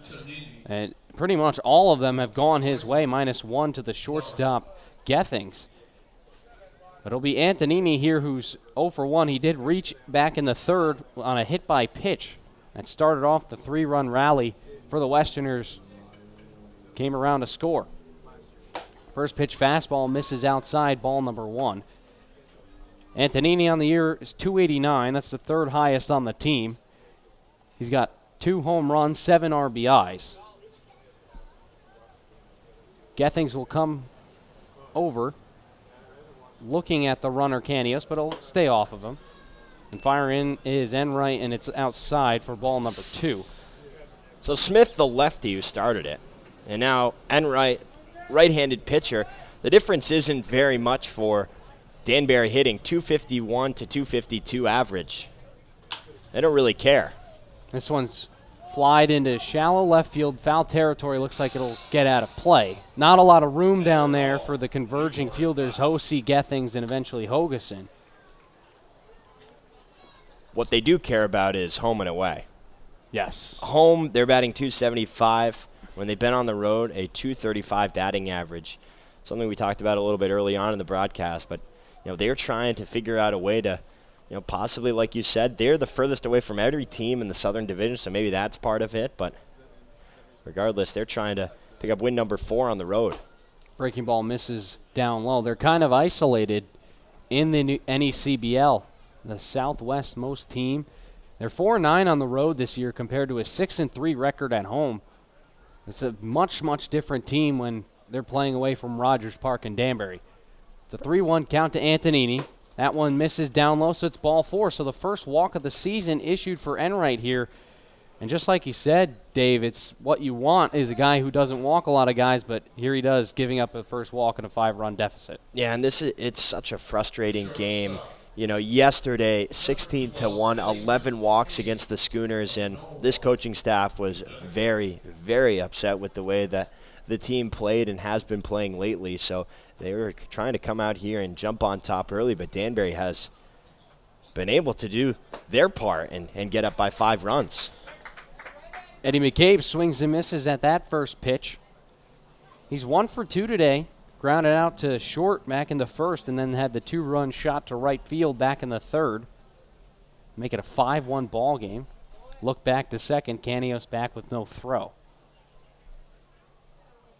So McCabe here, a 366 hitter. He's player of the week back all the way at week 1. He's had an outstanding season here as the rising sophomore from Georgetown takes a pitch upstairs. It's now 1 ball and 1 strike. Leads the team in hits, 5th in the NECBL, now with 27. Leads the team in runs now with 18 after he touched home off his own home run. This one's slapped at down the first base line, but it'll go foul. So it'll be 1 ball and 2 strikes to McCabe. Eddie McCabe seems to be one of the most successful guys just in every aspect of this game. Over his last 10 games, 9 for 29 with a home run, 6 RBIs. So he continues to hit well. He kind of had a cold streak around the beginning of that 7-game losing streak, but since then has picked it back up. 7 for his last 16 coming into today. In terms of defensive capabilities as well, he's got an outstanding arm defensively. His glove is fantastic. All around great player for this squad. Canios on the move. Slapped at. This will be a shallow fly ball into right. And it will drop in front of the right fielder, Mangrum. He might have lost it in the sun. It's a force out over there at second because Antonini had to hold up. On the move, who was Canios, gets to come home. So an RBI single there for Eddie McCabe in a weird fashion. Yeah, so Mangrum realized that he wasn't going to have a beat on it. So what you're taught as an outfielder, you put your glove up, and that forced Antonini to kind of hold up at first because he didn't want to get doubled up. You see, he put his glove up there, and it ended up working out. Whether he was blocking the sun or not, it froze Antonini and allowed him to complete the unorthodox. It would be a 9-6 fielder's choice. So it is a fielder's choice, not a single, so tough break there for McCabe. First pitch to Justin LeBeck's in there for a strike. 1 for 2 today with a run scored of Davidson College. And right goes to the set, fires it in there. That one catches the inside corner now, so it's quickly 0-2 with 2 men gone in the top of the 4th. Remember, this inning started with Canios striking out, but the ball getting underneath Mazza. It was a curveball that was very hard to handle, so certainly not his fault, but he reached it, went out of play. Breaking ball called, strike 3, delayed call from Conrad, but LeBeck down looking on 3 pitches. So Enright comes in, 1 run does come in, however, it's 1 run on no hits, no errors, and 1 man left on base, 3.5 gone. Danbury extends their lead to 7-1 here on the NECBL Broadcast Network, powered by Stretch.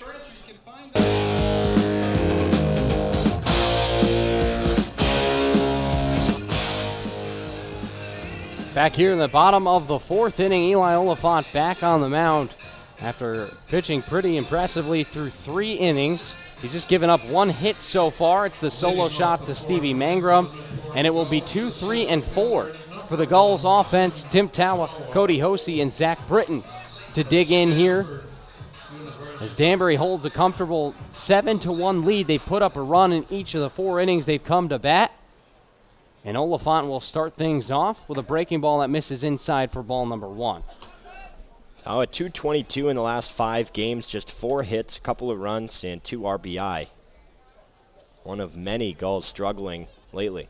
265 overall this season. That one misses outside, so it'll be 2 balls and no strikes now.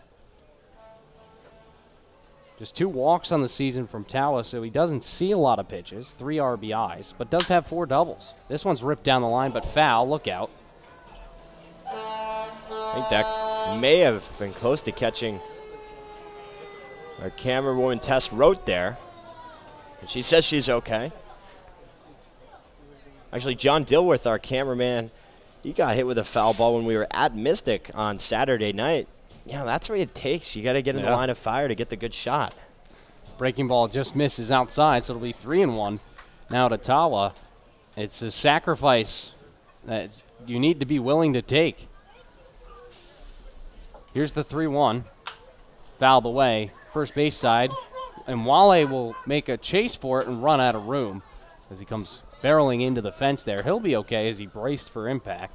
Yeah, there was a lot of give on the fence, too. Yeah. That thing looked like it was a hockey board. So Wale gives the thumbs up as well. So a couple of foul balls here that could be injury prone, but everyone seems to be okay. The 3-2, check swing. No, he did not, and it's ball 4. So Tawa works number 3. Third walk of the season for him. And just the first walk issued from Oliphant in this ball game, who's been pretty good with his control. But he just does have 1 strikeout, so all of his outs have really come from contact thus far. Yeah, that's a good at-bat. There are a couple of inside pitches that, if you're not as disciplined, not seeing the ball as well, you may chase, but he's able to work the walk and get something going here for Hosey, who's been struggling lately. This one's driven out into deep left field. Backing up is Lebec towards the wall, and he leaps and makes the grab. So Hosey gave it a ride and flirted with extra bases, but it's Justin Lebec out there in left field to make the grab for out number 1. It's a heck of a play there for Lebec, who's had some difficulty out there in left field in this ballpark. Couple of misplays back in the 23-5 route a few weeks ago, but able to track that one down. Yeah, Hosey did have 2 hits yesterday, both singles. They were ripped down the left field line. That's just, that's rotten luck there, and that's the game of baseball. Nice play by Lebec, though. So here's Zach Britton. One of the best averages in the entire NECBL at 387. Takes ball 1, 24 of 62 this season with 8 doubles. Has yet to hit a home run, but he's driven in 8 RBIs. 0 for 1 today. Tawa leads off of first. Pitch, this one's flown out into left. Lebec towards the line. Will settle underneath and make the play for out number 2. A much easier put out that time for the left fielder. Seen a lot of action there for Lebec. They've been lazy fly balls. Besides the one that Hosey hit, that one was roped, but kind of just dipping a little bit and scooping it up the opposite way for these left-handed hitters. We saw Plu do that earlier on in the game. We've seen a lot of opposite field hits in general. A couple of opposite fielders for the Westerners go over the wall. Gulls lefties trying to flirt with some balls towards the left side, but Lebec's there. So that's Mangrum. Takes ball 1 outside. Only hit in the ball game for the Gulls, and the solo shot back in the second. It's just over the center field wall for his 5th this year. He's among the NECBL leaders. Oliphant will take a look over there at Tawa. Runner on the move, in there for a strike, thrown on a second is high. Tavares knocks it down, and Tawa has a stolen back. That's what Tawa said he was going to try and work on a lot. His base running, he's able to get a stolen base, the 10th of the season for Newport. They're still well behind the rest of the league, but this week they've been starting to run a little bit more, and perhaps that couples with the fact that they haven't been hitting the ball that well. You're going to need to put runners in scoring position, get every chance you can get. That's number 2 on the season for Tawa. Be no balls, 1 ball and 1 strike now to Mangrum. Cut on a miss, good looking off speed pitch, breaking ball. And Mangrum is now down 1 ball and 2 strikes. And Oliphant just, you have a lot to work with. You have a good 6-run lead here. You got 2 outs in the inning. Just don't give Mangrum anything over the plate. Rising senior out of Fairfield comes to the belt. Couple of looks over there at second. The pitch, breaking ball fouled back to the screen, and we'll do it again at 1 ball and 2 strikes. This is a Newport team that's 2.5 games back at 11-11, and it's funny, you drop a couple of games in a row, you start to go on a little bit of a slide. and you're still within reach of this division, just 2.5 games back out of the lead. In a playoff spot by 1.5 games, they just need to climb back into things just behind New Bedford. Breaking ball, that one misses down low. Nice block there by Buckout. And we've been talking within the confines of the Newport Gulls about flipping the switch, about when are they going to figure it out, and about how close the Southern Division standings are. But at a certain point, there has to be a change. You can be in the hunt. You can be in the hunt until all of a sudden the hunt is over, and that's going to be important for them going forward to realize that at a certain point, it's time to go, and we can't keep waiting around here. Very similar message being issued by Josh Perro to this Westerner squad. And that fastball's upstairs, so it'll be a full count now to Mangrum. Should he reach, Hogeson on deck and ready to take his swings. Payoff pitch awaiting. 3 balls, 2 strikes, 2 outs. This one's driven out into center. Backing up is Popa. He's on the track. He looks up, and this ball's gone. His second of the ball game. Stevie Mangrum brings in all 3 runs for Newport.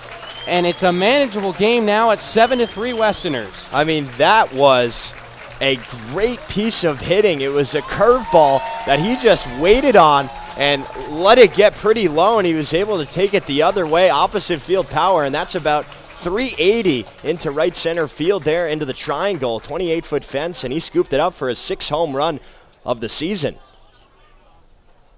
Little meeting on the mound there after Oliphant leaves up another one, and it's 7-3 now. Mangrum doing it all himself for this Gulls squad, and that'll bring up Zach Hogeson, who I might have to say has the coolest bat in either team's lineup today, representing the American flag right there on the piece of lumber as he drives one into deep right center field. Popa on the wall, and it's actually going to be Canios who comes over and makes the play towards that inlet for out number 3. So Hogeson just missed an extra base hit after this 2-run shot for Mangrum, but it is 2 runs on the board off a 1 hit, no errors, nobody left. We've played 4. Newport trying to come back in this one. 7-3. We'll head to the top of the 5th here on the NECBL Broadcast Network, powered by Stretch.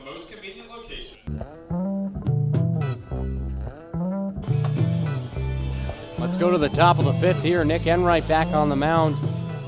Gulls trying to claw back into this one. Thanks a lot to Stevie Mangrum's pair of home runs as we welcome you back here to Cardines Field on Independence Day in 2018.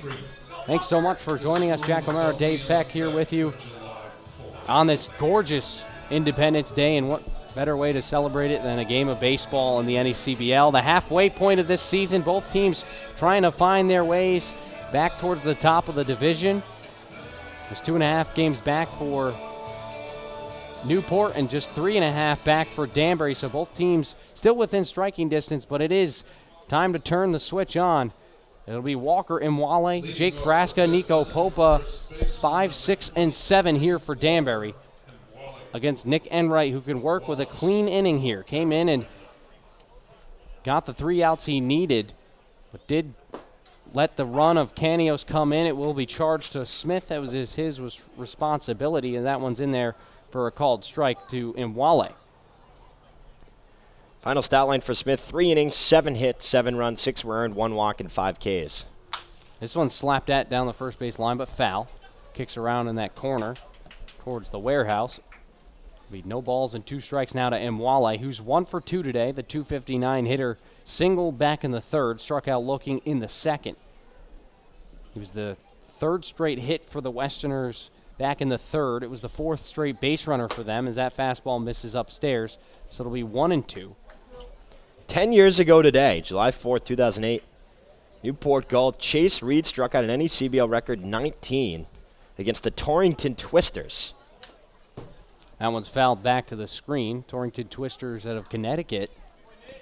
There was the Middletown team as well, I believe. Possibly one more. Bristol team. Yep.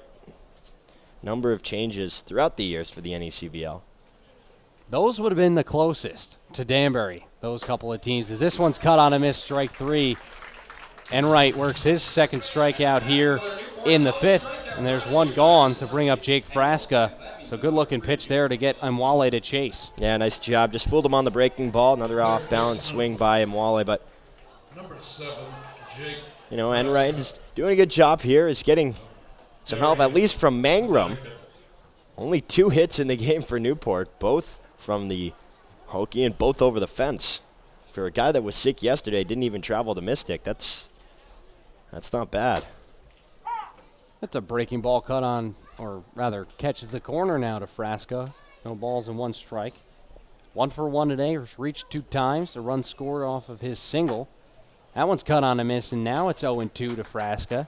Now it seems like Enright's starting to get a rhythm, something we talked about a lot in yesterday's game. No Newport pitcher had a rhythm. Ravino, Sullivan. Michelle did look good when he came in. He was a guy that was starting to work a little quickly and gain some momentum a little bit. But that's, you can see it, you can feel it when pitchers are trying to get confidence in their pitches.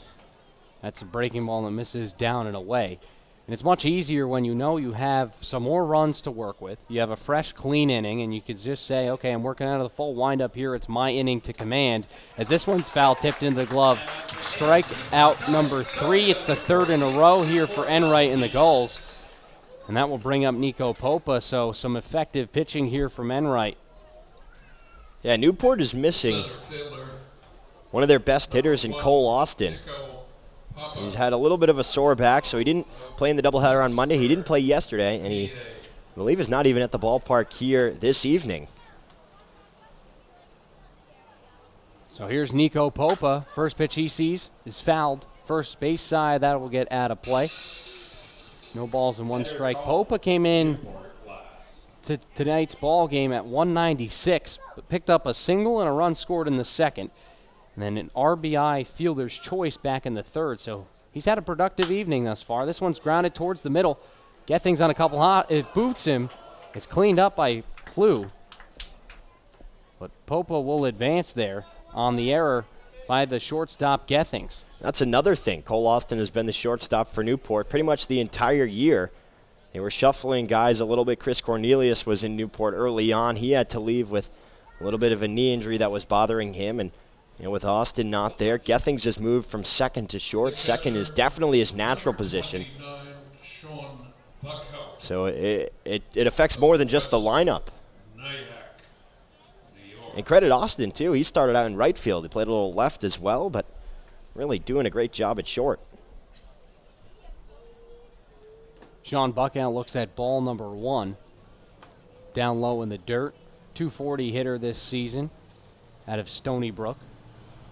You're right, Dave, and when you have guys that do so much for you on both sides of the ball game, it's tough to replace them. And it is a tough break for Gethings as this throw comes over, but back in time is Popa, who was actually caught stealing back in the 3rd. And he will actually get to second base. I believe it was interference called by the first baseman there, and not quite sure what the call is there. Yeah, see if we can see it again, but now Grawl's having a quick conversation. Again, Mike Coombs tossed. He's not in the ballpark. He was upset with what happened yesterday. I think crew chief Joe Gravina called it a balk. Yeah, so. Must have been a balk. That's the 2nd balk in as many days for Newport pitching.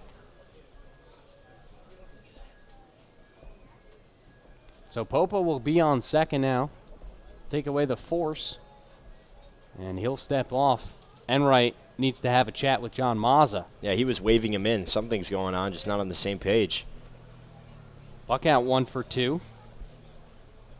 A double back in the 2nd, and a strikeout. Double brought in a run. He was stranded over there at 3rd base after a pass ball.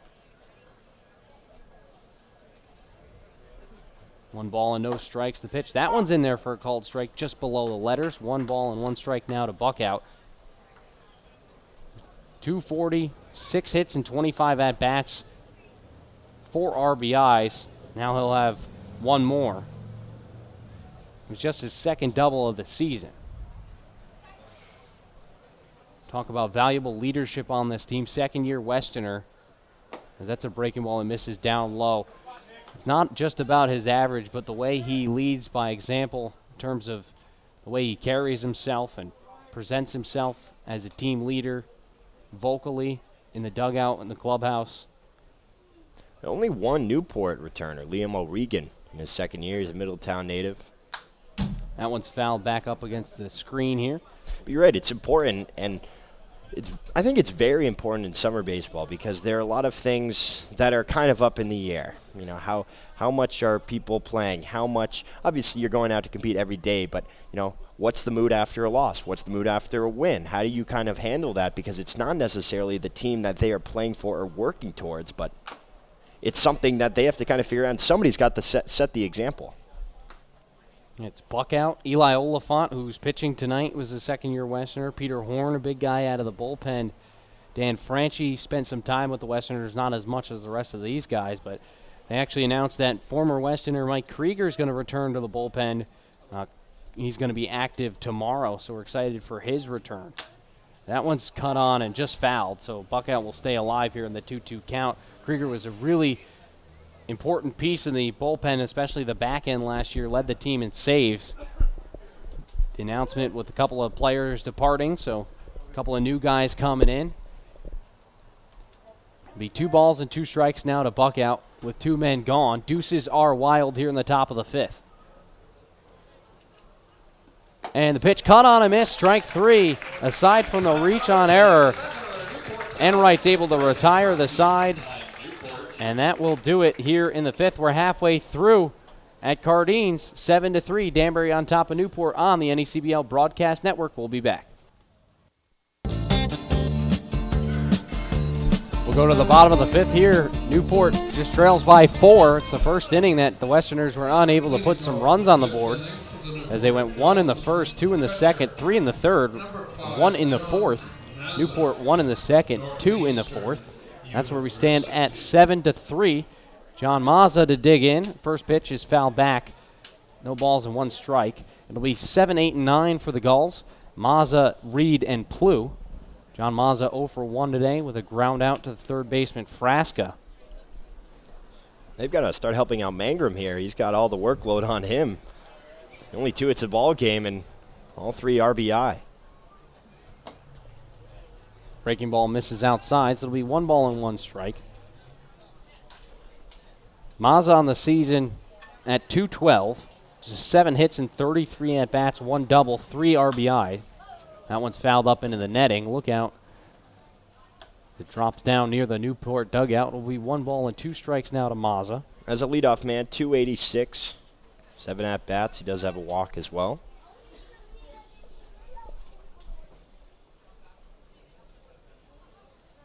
This one's chopped towards third, but it'll just get foul. So staying alive is Mazza. 3 for his last 14, just 2 RBIs over the last 5 games with a run scored. So one of those guys, and I say this a lot about Sean Buckout and the catching staff for the Westerners. When you're rotating in the catcher's box, you're not there every single day. It's tough for you to get into a rhythm offensively, as this one's flown out into shallow left, but Lebec comes in and will make the grab for out number 1. It's one of the toughest things to do because you're not there every day. You're not there to get an offensive rhythm, and especially when you have guys, well, the Westerners have 3 that they like to rotate in and out, and those guys have taken a while to get off and running offensively. Yeah, that's definitely the case. Newport, they basically run up and down the first base line. Britton catches, he plays first, as does Harvey. Mazza's the only guy who only catches for the Gulls. But they do switch out between the 3, and having the ability to play first base does give you more opportunity to be in the lineup. Obviously, you want Britton the way he's been swinging it, top 5 in the NECBL on average. But yeah, you're right, it can be hard. It's similar to being a designated hitter when you're not in the game at all. Maybe you have a quick at-bat strikeout, and you got to think about it for a long time. It'll be 2-0 count now to Reed as he rips this one up the middle. Coming on is Popa, and he makes the play. Nice jump on that ball for Popa. Reed hit it on the screws, and he's retired for the 2nd time tonight. Unlucky.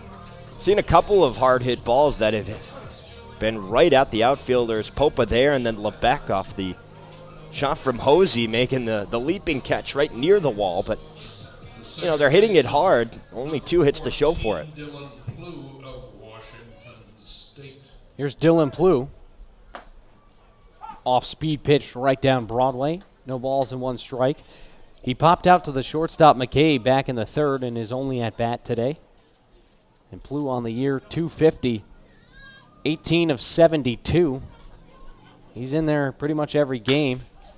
This one's ripped down the line. Fair. Base hit as it caroms off the warehouse. And unlucky for him, it'll just keep him to a single. So a hard hit ball finally drops down. It's the first hit for the Gulls outside of Stevie Mangrum. And there's one man on now with two men out, and Plough gets unlucky with the warehouse sticking out there. Yeah, he tried to go inside with the fastball. The two-seam action kind of brought the ball right into the barrel of Plough, and he's able to hit it hard down the right field line. But one of the quirks here at Cardines, you have the warehouse, and that one could have rolled to the corner and was probably going to be a double off the bat, but fortunate there for Danbury. First pitch in there for a strike to Jack Gethings. 0 for 2, pair of groundouts to the middle infielders. The shortstop in the first, the second baseman in the third. Gulls trying to get something going here with two men gone as they trail by 4. Gethings just 2 hits in his last 17 at-bats. Off-speed pitch misses down low, so it'll be 1-1 to Gethings. 118 in the last 5 games. There's a guy who's batting .338 on the season. Yeah. So he was lights out early on, kind of cooled off. But I guess, you know, you're looking at the silver lining, better now than in a couple of weeks. That's a breaking ball in there for a called strike. So it'll be 1-2. You're right. If you want to turn hot and you want to go through your cold streaks, it's go through the cold streaks now. And when mid-July comes and you really need to gear on, that's when you want to turn it on as a hitter.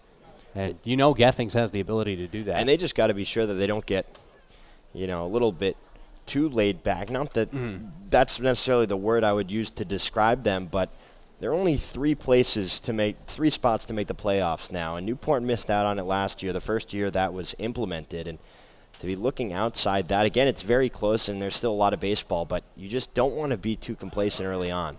Runner goes, foul tipped into the glove of Buckout, so that will do it. The single from Plough is wasted. No runs, 1 hit, no errors, 1 man left on base. 5 innings gone here at Cardines. It's still 7-3. Danbury on top of Newport. On Independence Day, we'll be back.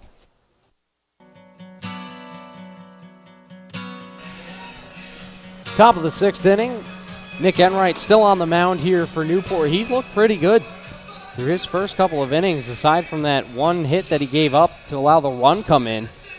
He was lights out back in the 5th, 3 strikeouts to set down the Westerners' order, and he'll have to deal with Chris Canios to lead things off for Danbury. As a leadoff man, just 1 hit and 6 at-bats, and Canios is another one of those rotational guys who's still looking to get things going. He's 0 for 2 today with a couple of strikeouts. Struck out swinging back in the 4th inning, but advanced and then came around to score. That was run number 7 for Danbury. And it was a hit by McCabe, but in the books of Fielder's Choice, kind of robbed there if you're Eddie McCabe. And for Enright, you know, he doesn't have one on the board, but, I mean, that's a single. Yep. By all intents and purposes, that is a single. Just one of those weird baseball scoring rules. Fastball misses down low, so it'll be 2 balls and no strikes to Canios. He's out of Central Connecticut State University. Resides in Shelton, Connecticut, in a prestigious baseball program down there in the FCAC Conference. Fastball, that one catches the corner, so it's 2 balls and 1 strike now to Canios. Plays like that, when it's a 9-6 Fielder's Choice, it kind of breaks you of this mold where everybody has to be in a certain position. It doesn't necessarily matter where they are or where they're throwing it from, just what the play is. That one's in there on the corner. Strike number 2. And, you know, if there was a point brought up to me, with nobody on and nobody out, even if there is 1 out, is there a rule preventing the catcher from playing the field? And is there a reason why he wouldn't want to do that? That one's foul tipped into the glove for strike number 3. So another strikeout here for Enright, and that's how he's gotten the last 5 Westerners retired. But you're right. I think that's an interesting point, and it's this sport specifically that we have these anomalies where it's so crazy and these weird things can happen like this. And especially the way Major League Baseball is now, you see so many shifts really kind of highlighting the fact that you don't need to play shortstop. You don't need to play second. It's a field and you can put your guys wherever best you think they're going to make a play, but it's not as rigid as, the game was for many years. That one's foul tip just off the glove of Mazza. All right, you can have your shortstop standing directly behind the second base bag. You can have the second baseman come all the way in and just kind of scatter it out. It would be interesting to see someone do that. I mean, you're right, we have the shifts and everything as this one misses to Tavares.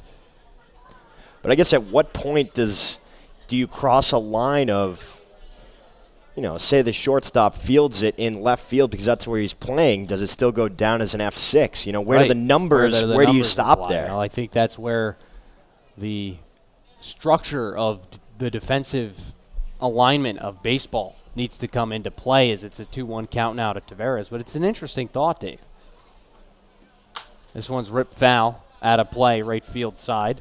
Now, I'm sure that if a team started to do that, nobody on, if they started to put the catcher out in the field, 1, the game would slow down horribly. 2, the umpire would not be protected. So they would make a rule instantly, I'm sure, to make sure that that was the case. But I don't know if there is one right now. It is puzzling to think about. We'll have to do some research We on will. it We will. It's a thought I've never had. This one's closer to being fair, but goes off of the warehouse, just foul. And if anybody listening has any thoughts on this, please, email the broadcast crew, because it's something that is very puzzling, and it's a slippery slope to decide, well, where can you say that, they're not allowed to shift to? At what point are you going to stop that? And do you want to stop that? 2-2 misses outside. Ball number 3 to Tavares. He's 1 for 3 today. He had the solo shot back in the first inning to right field. And then a pair of groundouts to the second baseman, Dylan Plew. This one's chopped towards third. Coming in is Hosey. Plays it on a hop across the diamond in time to get the speedy Tavares for out number 2. So it's not a strikeout, but Enright continues to shut down the Westerners' offense here 1 by 1, and the last base runner he's issued since the 4th. He got the strikeout, and then in the 5th, it was just the error. And he's rolled through this Westerners lineup. Yeah, he has been very good. He struck out 46 batters at Virginia Tech. That was 4th on the team. Had a 5.95 earned run average this past spring. 15 walks just in his college season. Antonini rips one down the line. It's going to be a fair ball. He's going to take a turn and head towards second base. Playing it in the corner is Mangrum. The throw is on a line. It's a great one, and the tag is applied. He's out of there. How about that play for Stevie Mangrum in the right field corner to get Antonini trying to extend it to an extra base hit, but he's gunned down, and it's an unorthodox 1-2-3-6 for the Gulls. They'll head back into the dugout to try to take some swings. Eli Oliphant back on the mound. We'll be back after this. Fans, stay connected by following the NECBL on all of our social media channels. Like us on Facebook at Facebook. Bottom of the 6th here, still 7-3. Newport trying to claw back into this one. It's been moving along very quickly. Been moving. Especially since Enright came into this game. Oliphant has been great the entire ball game. 2 home runs to Mangrum, but maybe you just walk him the next time up and you won't give up a hit. Timtawa has to duck out of the way of that one. 1 ball and no strikes. You had to say something about the pace of the game. I know. It's going to slow down immensely here. I know. We just passed the hour-and-a-half point, and we're into the bottom of the 6th here as Tawa takes a strike there. 1 ball and 1 strike to him. Now, he's 0 for 1, grounded out in the 1st, walked, stole a bag, and scored back in the 4th. It was driven in on the home run by Stevie Mangrum. Very nice conversation with him yesterday before the game. Ripped right at Eddie McCabe at shortstop for out number 1. So Tawa doesn't even have a chance to drop the bat. Hit the ball hard again. But once again, the Gulls hitters are robbed, and there's one gone. That's frustration. He's kind of had bad luck lately. He got robbed by Mike Wilson out in center field, and then he hit one all the way to the wall in yesterday's game at the Shipyard again. But Wilson was able to make the catch once more, and now a line shot at McCabe. And he gloves it.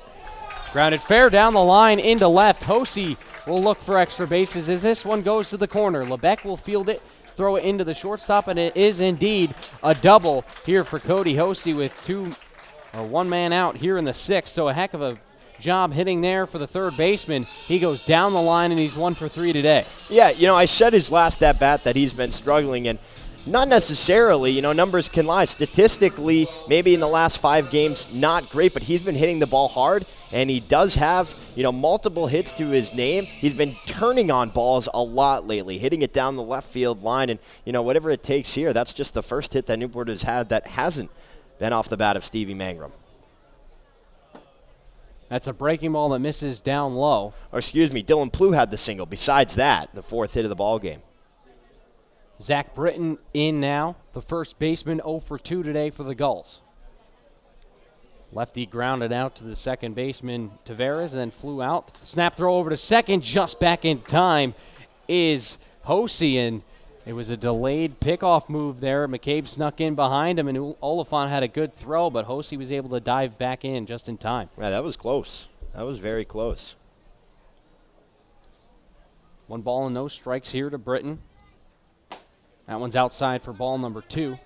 So Oliphant just at 65 pitches now in this 6th inning. So you're expecting him to most likely finish this inning, and if he can, he might give you a 7th. As Josh Perro, towards the beginning of the season, said he was keeping his guys around 80, and we've seen that number waver a lot over the last couple of games. This one's driven out into deep left field. Lebec back at the wall, ranges over and makes the play.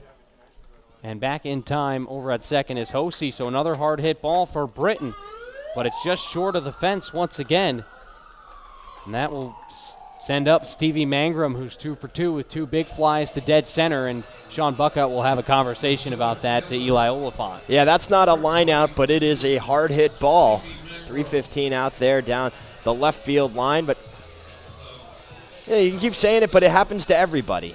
And we mentioned better now than later because things tend to even out in the game of baseball. If you continue to hit the ball hard, some will certainly start to drop.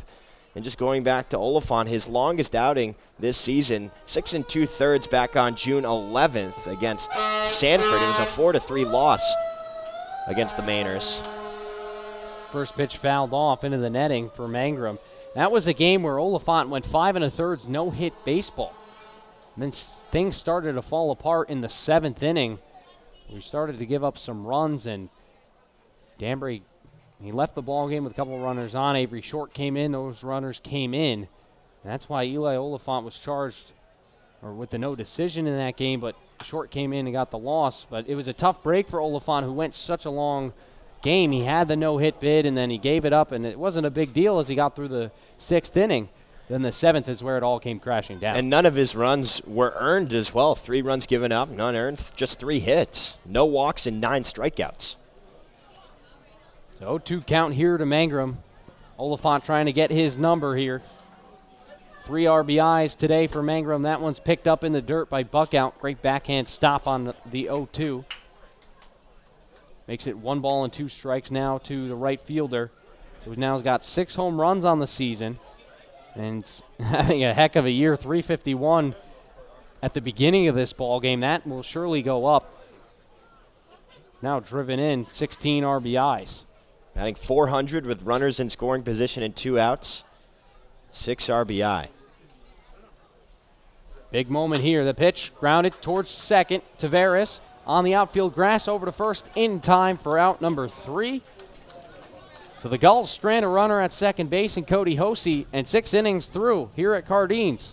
It's still 7-2-3 in favor of the Danbury Westerners over the Gulls here on the NECBL Broadcast Network, powered by Stretch.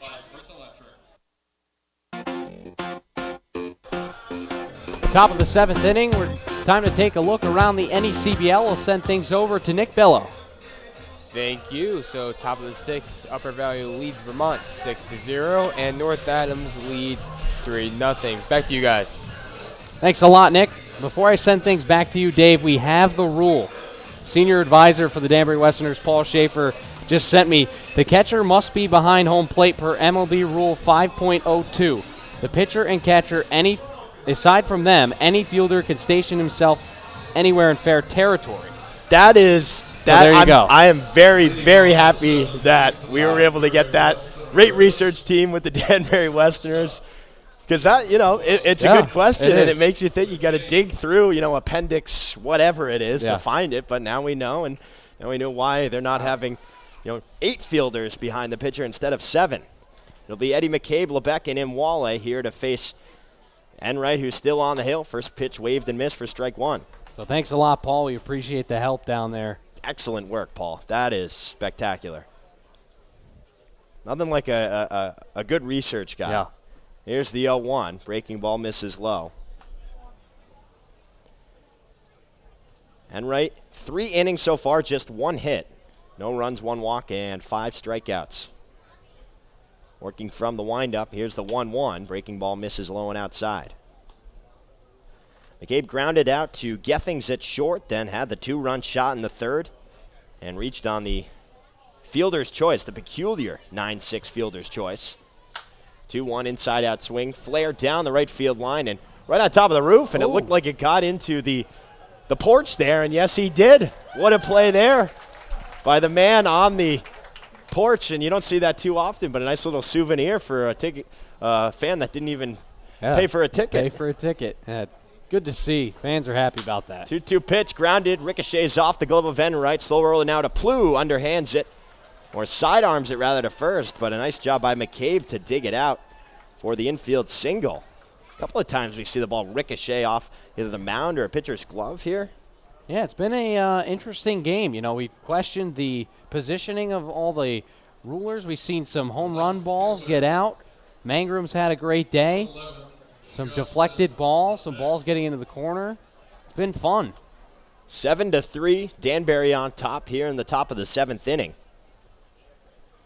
Here's Lebec. Enright from the stretch, first pitch breaking ball gets him to swing and miss. Lebec has struck out 2 times, 1 swing and 1 looking. He does have a single and scored. That came back in the 3rd. Danbury scored 1 in the 1st, 2 in the 2nd, 3 in the 3rd, and 1 in the 4th. Here's the 0-1 pitch. Another curveball that runs just outside to even things up at 1-1. The last runs to be scored were actually by Newport in the bottom of the 4th, the 2-run shot by Stevie Mangrum. The other run by the Gulls was the solo shot by Mangrum in the 2nd. Quick check on McCabe at first. And back safely. Dave, the way this game was going through the first 4 innings, I thought we would have by now a 12-11, 13-10 ball game, but it's really slowed down. A lot of that has to do with the pitchers. 1-1, grounded to Hosey at 3rd, goes to Plew to 2nd for 1. The relay all the way to 1st is not going to be in time, so it would have been a tough 5-4-3 double play, but they do get McCabe at 2nd for out number 1. And a heck of a play there by Plew, who's covering the second base bag. The throw actually kind of took him off of that bag. He was able to keep that foot on the base and get that lead out there. Wasn't hit all that hard, kind of a slow chopper towards Hosey. So it had to be quick all the way around, but Plew comfortable playing 2nd. He's played short, 3rd, left, center, 1st. Only right pitcher and catcher. First pitch to Imwale, breaking ball misses inside. And Lebec was off on the play. Caught me by surprise, but certainly didn't catch Mazza as he threw it down. Second time that Mazza has thrown out a Westerner here, and they're 2 down in the inning. Well, it was a delayed steal from Lebec. I'm not sure if that was intentional or if he was just late picking up the signs. But he got the delayed steal, and he almost got in there, but Mazza put the throw on the money. Great tag there by Gethings as well to get Lebec. So now nobody on with 2 outs here in the top of the 7th. Enright continuing to cruise. Working back from the windup. Here's the pitch. Swung on and missed. Nice breaking ball in the dirt. The count is 1 ball and 2 strikes. Here to Imwale. Similar to Lebec, he struck out 2 times, once looking, once swinging, and has a single. He was stranded on 3rd in the 3rd inning. That one is jammed and fouled down the first base line.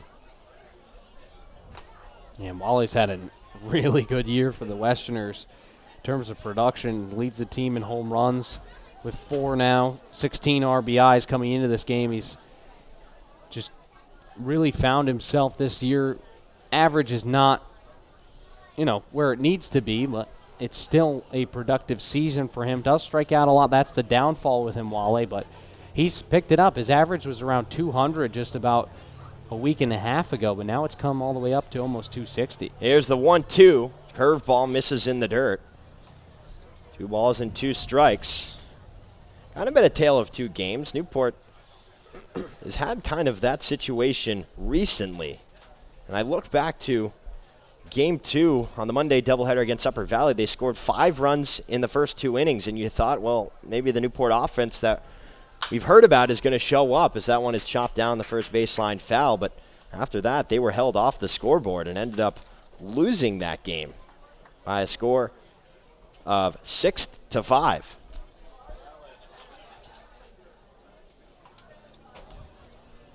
Without Mangrum, though, they don't have much going. Here's the break-even offering. Fastball elevated, swung on and missed for strike 3. Enright faces the minimum, his 6th strikeout of the ball game. Newport still trails 7-3 as we head to the bottom of the 7th inning, and we will keep it right here and send it towards our PA announcer, Don O'Hanley, who is going to grace us with his pipe singing "Take Me Out to the Ball Game" as is tradition here at Cardines Field. And there might be a little delay here, but I believe it's going to get going in just one moment. 4, 8, 1, 3, 2. If you are indeed tonight's lucky winner, please come to the main gate to claim your winnings. Okay, let's have the 7th inning stretch. We were so rudely interrupted again. Come on, all join in. Good hot night. Let's have some hot music. Take me out to the ball game. Take me out to the crowd. Buy me some peanuts and cracker jack. I don't care if I ever get back on this root for the Gulls team. If they don't win, it's a shame. For it's 1, 2, 3 strikes you're out. No ball game. Very well done. Cardines Field Glee Club, Shouter and Marching Society. I mean, that's a spectacular set of pipes that Don O'Hanley has there, up to our left, kind of near the broadcast booth, but we're all kind of attached to the fans here at Cardines Field. There's no official booth, but we get right into the action, and we have a pitching change here for the Westerners. It's going to be Andrew Nazo, the right-hander out of Princeton. On the season, this will be appearance number 8. All of them in relief. 4.26 ERA, 0-2 record. 6 1/3 innings pitched. In those 6 1/3, 11 hits, 6 runs, 3 of them earned, 3 walks, and 10 strikeouts. So there's the big difference there. Opponents are hitting at a 344 clip, but Nazo has performed well. He was able to pitch a shutdown inning just a couple of games ago to allow the Westerners to hold on against the New Bedford Bay Sox in a game they eventually fell, but he was pretty good throughout that game, and he'll come in here to try to salvage this lead or continue to hold this lead for the Westerners. And Elephant goes 6 innings pitched, 4 hits, 3 runs, all of them earned, 1 walk, 2 strikeouts. 7-3 here in the bottom of the 7th. 8:30 your time here on the Eastern Seaboard. Dave Peck alongside Jack O'Mara in Newport, Rhode Island. And don't forget, you can follow the Newport Gulls on all the social media platforms, Instagram, Twitter, Snapchat, and Facebook at Newport Gulls. Don't miss any of the action or events, and stay close to your favorite summer collegiate baseball team. Hogeson, Mazza, and Reed due up to face Nazo. Hogeson has a nice bat there, American flag barrel. Very special. First pitch, that one popped up foul down the third base line. It'll get up into America's Cup Avenue. Yeah, I commented on it earlier. It's flashy. Well represented here on this special holiday. 0 for 2 so far in this ball game. Trying to start off this bottom of the 7th inning down 4. 0-1 pitch, fastball taken outside. Hogeson 286 coming into this game. Currently sitting at 278. 8 doubles, that is tied for most on his team. That one runs outside and low for ball 2. And he's up there atop the NECBL leaders in doubles as well, as he's tied for second in the league along with Zach Britton, his teammate. Mazzo gets the sign from Buckout, now comes to the set. Here's the 2-1 pitch. Breaking ball fouled off the end of the bat. Even things up in 2-2.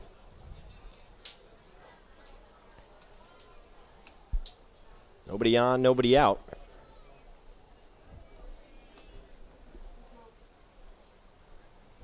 Newport starting to get a little bit more offense. They had a hit in the 5th. They had a double in the 6th. But on the evening, besides Mangrum, only 4 hits total.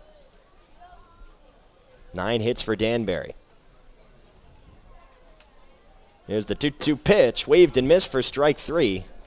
So Hogeson goes down swinging. There's one away here in the 7th. Yeah, good fastball there from Nazo. Good location outside of the plate. Hogeson can't connect. It's one of those pitches where it's a challenge fastball saying, here's my best stuff, and see if you can catch up to it and make contact.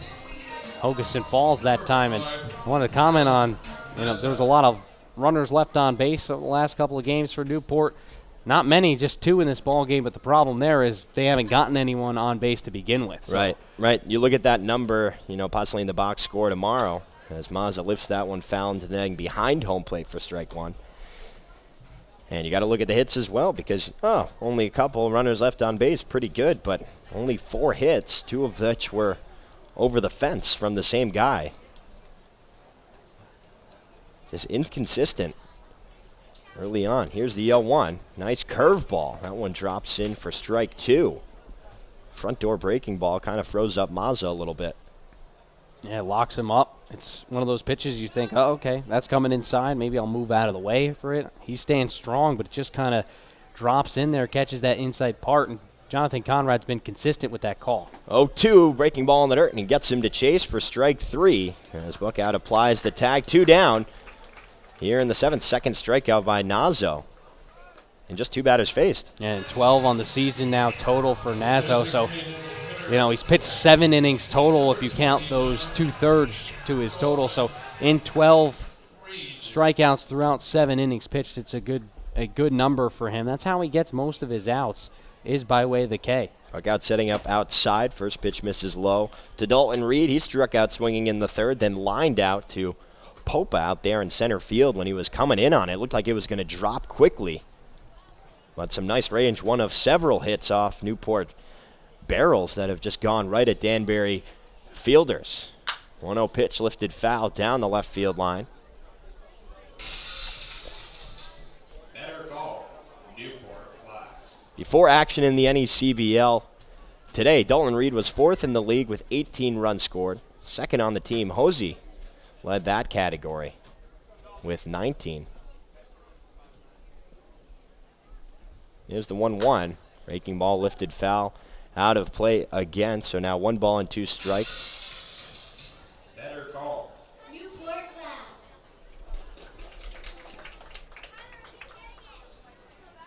Reed 6'4", 220. 18 home runs this past spring. That was 4th in his conference. Here's the 1-2. Check swing grounder towards Nazo. Gloves it, underhands it to first to retire the side. Newport goes down 1-2-3 in the 7th. Still trailing 7-3 as we head to the top of the 8th inning here on the NECBL Broadcast Network. Welcome back to the ballpark here on a beautiful July 4th evening. Dave Peck alongside Jack O'Mara. Nick Enright back out on the hill. He's been good since coming into this game. He's only given up 2 hits, no runs, 1 walk, and 6 strikeouts as he will face Frasca, Popa, and Buckout. 6, 7, and 8 part of this Danbury lineup. Faced the minimum in the last 2 innings, although a Westerner did score in both of them. First pitch to Frasca, breaking ball hit off the end of the bat. Foul down the first base line for strike 1. Well, technically, Antonini singled, then was put out. So you wonder what that would actually be called, because it was the 9-6 one where he tried to extend it to a double. 0-1 pitch, breaking ball just runs outside. 1 ball and 1 strike. So I guess technically no one got on, but in the books it does go down as a single. Yeah. One of many peculiar plays in this game. 1-1, nice pitch on the lower part of the zone, taken for strike 2. And our scorekeeper, Andre Olivier, he's been busy here. Yeah, he has. And he's been on the ball. Every single time a wacky call has come in, as the 1-2 is lined deep to left center field. Tawa and Hogeson going back, and it bounces off the wall. Frasca will round first and be up with a stand-up double to lead off the 8th inning. Well, for the Westerners, they've hit the ball a couple of times. Obviously, that play with Antonini trying to extend it, he gets retired. They have the single back in the 7th from Eddie McCabe. Nice hit ball, but other than that, they've been really shut down since the last run came in the 4th. And you got to give a lot of credit for Enright. I mean, he's been in this ball game now for 4+ innings, and he's put up an outstanding line so far. And he's done everything he can to keep his team in this ball game, but things will start to fall apart here because you have a guy who's been out there for a long time, out of the bullpen. You have to be careful here. You want to make sure that you get through this inning. The leadoff double by Frasca put some more pressure on Enright. Here is Popa, digs in from the right side, shows bunt, and he can't get it down as it bounces right behind home plate for strike 1. So Frasca is now 2 for 3 with a run scored and a walk. Popa on the game has a single run scored, an RBI on the fielder's choice, and he reached on the error. Also advanced the second on the balk. Yeah, Frasca's the hottest hitter in this Westerners lineup. Now 8 for his last 17. 0-1. Popa tries to push it down the first baseline on the bunt, but it rolls foul as well, so quickly down 0-2. We'll see what he wants to do. Still up 7-3 are the Westerners here in the top of the 8th. 8:41 here on the East Coast. Enright has faced 3 fewer hitters than Smith, but he's pitched 1 full more inning. 0-2, check swing on the breaking ball in the dirt, and he went around as Mazza applies the tag, so it's the 7th strikeout of the evening for Enright, and there's 1 down in the 8th. A nice pitch there, breaking ball down low. Popa unable to hold up, and Dave, we just had our first firework. I did hear that. I did, yeah. I, from gas station to gas station, seeing what kind of inventory that Rhode Island was selling, and, not bad. Certainly not bad. Here's Sean Buckout. Doubled with an RBI, a couple of strikeouts his last time's up as he lifts this one to the right side of the infield. Plew and Britton coming on. It'll be Britton who settles under it and makes the grab for out number 2. Well, good sign here for Enright. Couple of good at-bats after that hard double from Frasca. He gets Popa to swing on a good breaking ball. Pops Buckout out on the first pitch. Now you have the 9-hitter Canios, who struck out 3 times in this ball game. Did reach on the one that got past the catcher Mazza, but he's struggled at the plate. He's had a difficult year this season just trying to get settled in. It's a good way to get out of this inning after giving up that leadoff double. Enright 4 2/3 innings pitched, just 3 hits. The 1 run was not charged to him as the first pitch to Canios is taken for strike 1 on the outer third. And there's been a runner on now in each of these innings that Enright has come into. He cleaned up the 4th inning. He got into the 5th. The 1 runner reached on the error. And now the 6th, 7th, and 8th, we've seen hits. The guys have been just getting stranded out there for Danbury. Here's the 0-1. It's lifted foul down the right field line now. No balls and 2 strikes to Canios. Coming into the game, Danbury with runners on base, batting .253, 11 home runs and 92 RBI. Smith got into a lot of trouble early on. 7 hits, 7 runs, 6 of which were earned. But Enright, like he's done all year, has been able to come in for these long relief opportunities and done well. 0-2 fastball misses high. Just that 1 walk in as many innings as he has pitched. He leads the team with 21 2/3 coming into this game.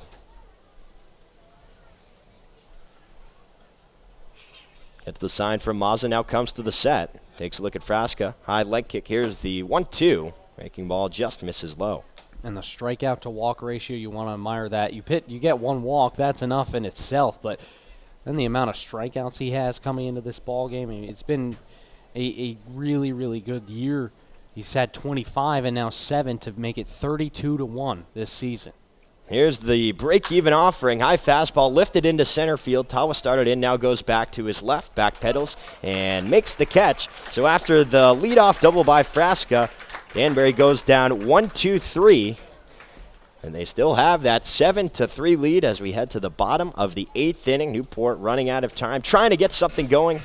Stick around right here on the NECBL Broadcast Network. Bottom of the 8th inning here at Cardines Field. Exactly 100 years after that historic Army-Navy game that symbolically mended the relationships officially between Great Britain and the United States. We had a number of the descendants of players that played in that game up here in the booth with us earlier on, and that was certainly special. They showed us the stopwatch and the pocket watch that was actually on the program originally, and certainly very meaningful to them, the country, and the game of baseball. It'll be Plu, Gethings, and Tawa, 9-1-2, due up to face Nazo as he takes ball 1 low. And I think the most remarkable thing about that stopwatch is it's a momentous thing. It came from King George V, but it's also, man, I'm forgetting his name off the top of my head, but his daughter-in-law or relative-in-law was being conceived or born at that same time. So it's like a momentous thing, not only for the country and for these two nations, but him personally. So that's when it all comes for full circle, and it's really remarkable to see that. Yeah, I mean, when he told us that, that was remarkable is an excellent word. John DeGraff, the grandson of first class Jack Egan, who was the left fielder in that game. Here's the 1-1. Plu shows bunt, pulls back as the curveball catches the outside corner for strike 2. A lot of the artifacts at the Naval College Museum in Newport actually went to the Newport Historical Museum a couple of days ago, maybe last week. Learned a lot about the city there. There's always more that you can soak in. Here's the 1-2 pitch. Curveball skips 59 feet, even things up at 2-2. Final attendance here on Discover Newport July 4th celebration night 2016 at Cardines Field. Cardines Field, of course, named after Private Bernardo Cardines, the first Newport resident to die in World War I. It all ties back to the sport of baseball, our national pastime here on Independence Day. 2-2 pitch. Breaking ball misses low. Plu thought about it, was able to hold up, and has worked himself into a full count. It's a big inning for Andrew Nazo here, too, because he's struggled this season. He's kind of had some up and down performances, and he's got an outstanding 7th inning under his belt. A couple of strikeouts, easy ground ball right back to him.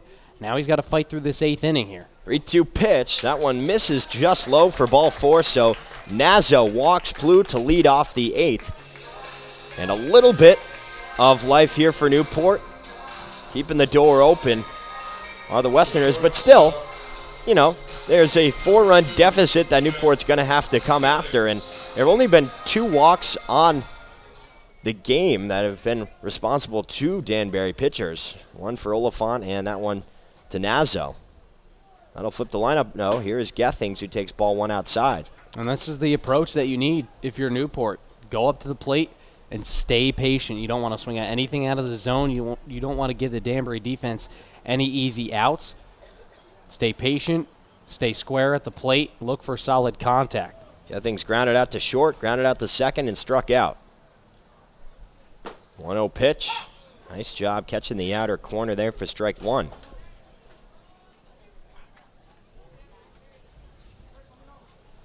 Seven to 3, bottom of the 8th inning. Newport currently on a 2-game losing streak. They've lost 5 out of its last 6, 11-11 at the halfway point here in this 2018 NECBL season. Danbury 10-12. 1-1. That one misses low for ball 2, and Danbury just 3.5 games back of the first spot. one game back from Newport. Newport is tied for 5th in the NECBL. See some nice fireworks over the right field fence there. It's getting about that time. The sun is setting in Newport. Little sunset to our west. Let's do it. Here's the 2-1 pitch. This one fouled off the light post down the third base line, even things up at 2.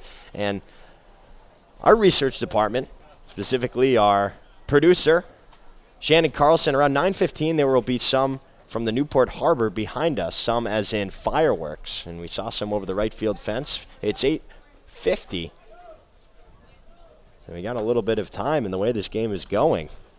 Dare I say it, but we'll not be able to catch him. Possibly the fans can go to the harbor afterwards. Here's the 2-2 hit on the ground up the middle. McCabe's able to scoop it up, touches second for one, on to first, and it is in time. A 6 unassisted, 3 double play, and there are 2 gone here in the 8th. Well, it's a great play for McCabe there. His momentum's taking him with him, and that's the strong play. He's not only a great hitter, but it's those kind of plays right there. Smooth, one motion, stays concentrated, able to make the play, step on the bag, fire across the diamond in time, and that's what makes him all around an outstanding baseball player and a great leader for this team. And, you know, he had to jump over Plew there. Yeah. It was a good-looking play. 2 down, here's Tim Tawa. First pitch breaking ball, catches the lower part of the zone for strike 1. Tawa grounded out to McCabe his first time up, then walked and scored on the 2-run shot from Mangrum, then lined out to McCabe his last time up. It was a hard-hit ball. McCabe was able to climb the ladder. On one, another curveball. This one does not break and runs inside. Now 1 ball and 1 strike. So McCabe has been busy.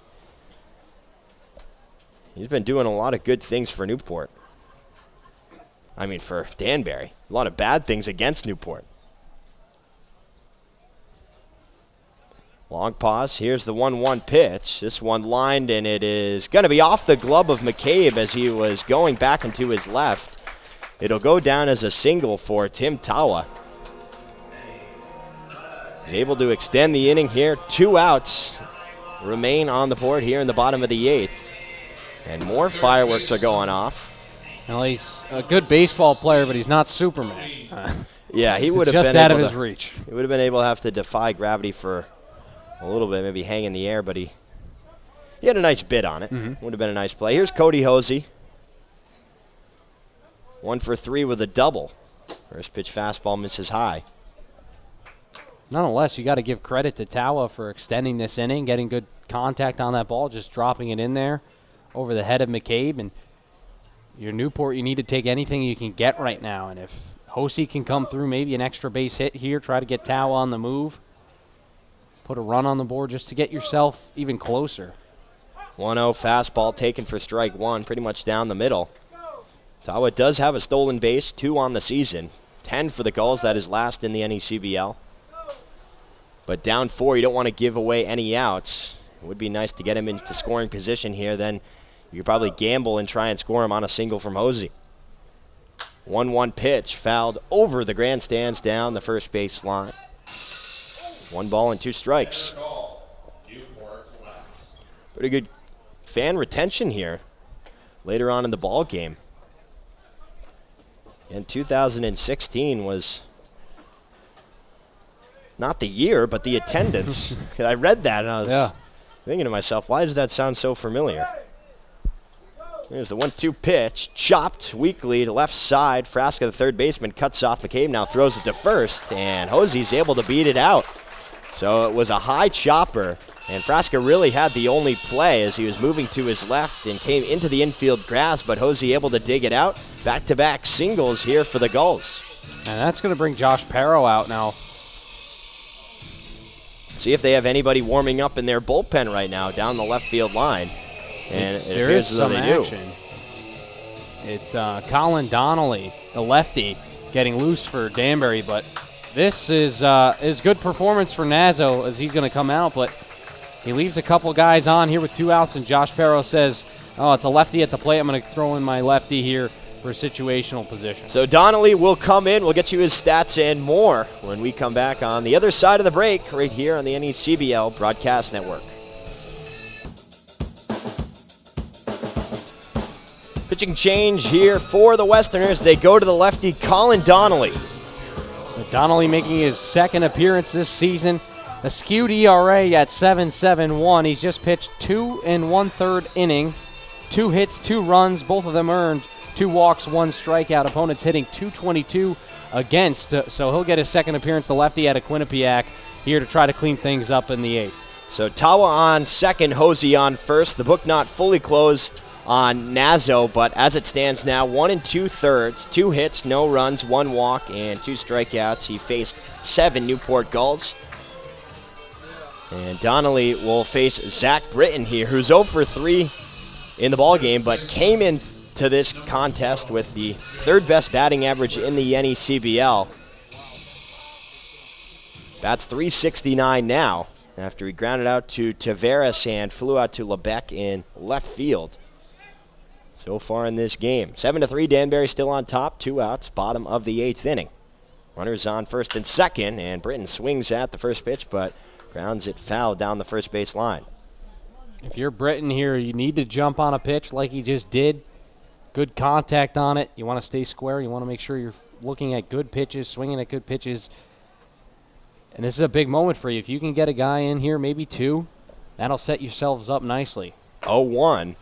Breaking ball just catches the outside corner for strike 2. It was a little elevated too, but obviously just more of a slider action there from Donnelly. Britton with 8 doubles.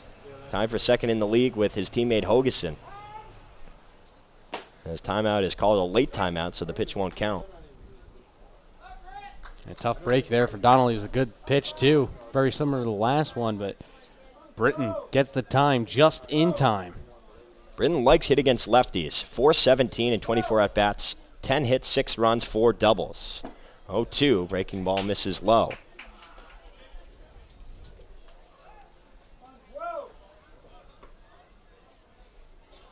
Five RBI as well and 4 walks.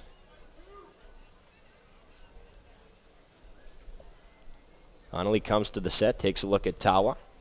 Here's the pitch. Check swing on the curveball, and he's able to get him for out number 3. So Donnelly comes in, faces Britton, leaves Hosey and Tawa on base. And Danbury remains on top, 7-3 as we head to the top of the 9th inning.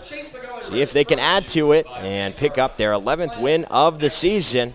Don't go anywhere. You're tuned in to Newport Gulls Baseball here on the NECBL Broadcast Network. Getting right down to it here, top of the 9th inning. Danbury on top, 7-3, and we have a pitching change here for the Gulls. It is Mike Kirian out of the University of Louisville, rising sophomore, 6'6", 240. So far this season, 0-1 record, 4.90 earned run average in 3 games. He's given up 8 hits, walked no one, and struck out 6 in 3 2/3 innings. His last appearance, he picked up the loss in that 6-5 game over the Upper Valley Nighthawks. Went 1 2/3, 1 run, it was earned, 4 hits, no walks, and 3 strikeouts. Enright's day, whoa, wow, what a good one. 5 innings pitched, 3 hits, just 1 walk, 7 Ks, and the big one, no runs given up.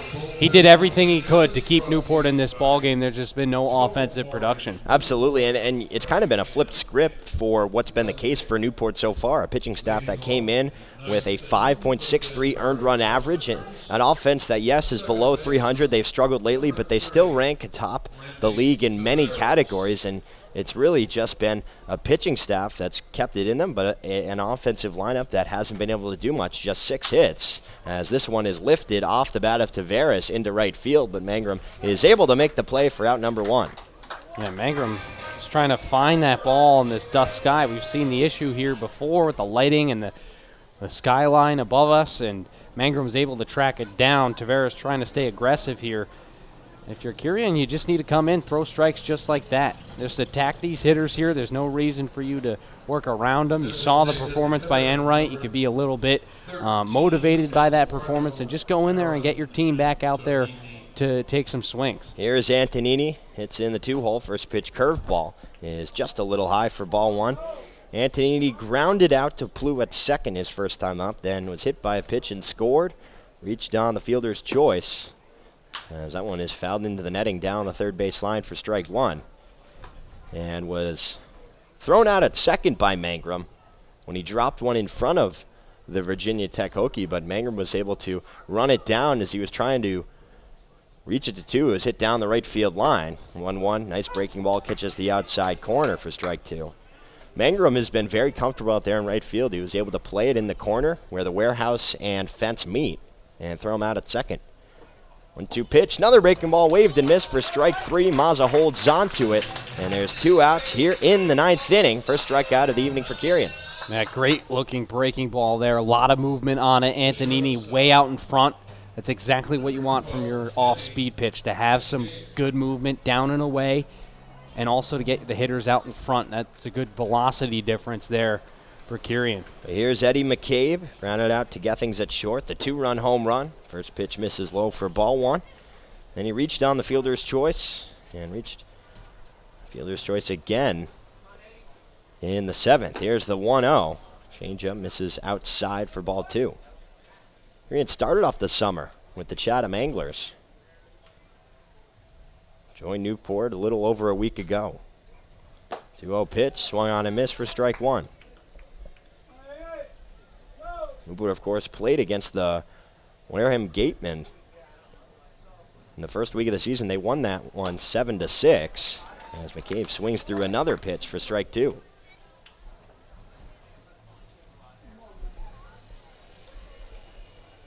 Mangrum, Hogeson, and Mazza due up in the bottom of the 9th. 2-2 pitch, waved and missed for strike 3, so Kirian comes in and gets Danbury down 1-2-3 with 2 strikeouts. We'll head to the bottom of the 9th inning. Newport looking for some late inning heroics, down 4. Don't go anywhere here on the NECBL Broadcast Network.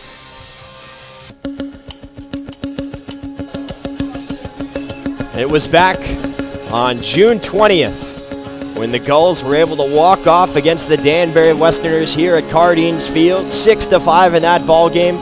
The hero was the Arizona State Sun Devil, Zach Hogeson. He will be up second in this ball game as the Gulls look for a late inning rally here, down 7-3 in the bottom of the 9th, just past the 9 o'clock hour. Again, it's Mangrum, Hogeson, and Mazza due up to face Donnelly.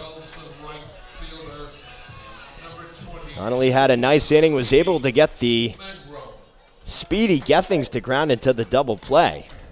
First pitch to Mangrum is a breaking ball that catches the low and outside corner for strike 1. And Mangrum has been the offense for Newport. 2 home runs, 3 RBI. 2 for 3 on the night. 0-1. This one grounded towards the third baseman, Frasca. Fields it on the hop. Strong throw across the diamond for out number 1. No, you can't expect it all coming from Mangrum. I mean, he's done his fair share in this ball game offensively. 2 really well hit home runs in the center field to bring in all 3 runs and hit that ball hard there, but it takes the 1 hop right to Jake Frasca, who's got a great arm and can easily retire him. And Gulls have to find a way to get 4 runs with just 2 outs. Yeah, his eyes lit up. He rolled over on it. Here's Hogeson. First pitch breaking ball taken for strike 1.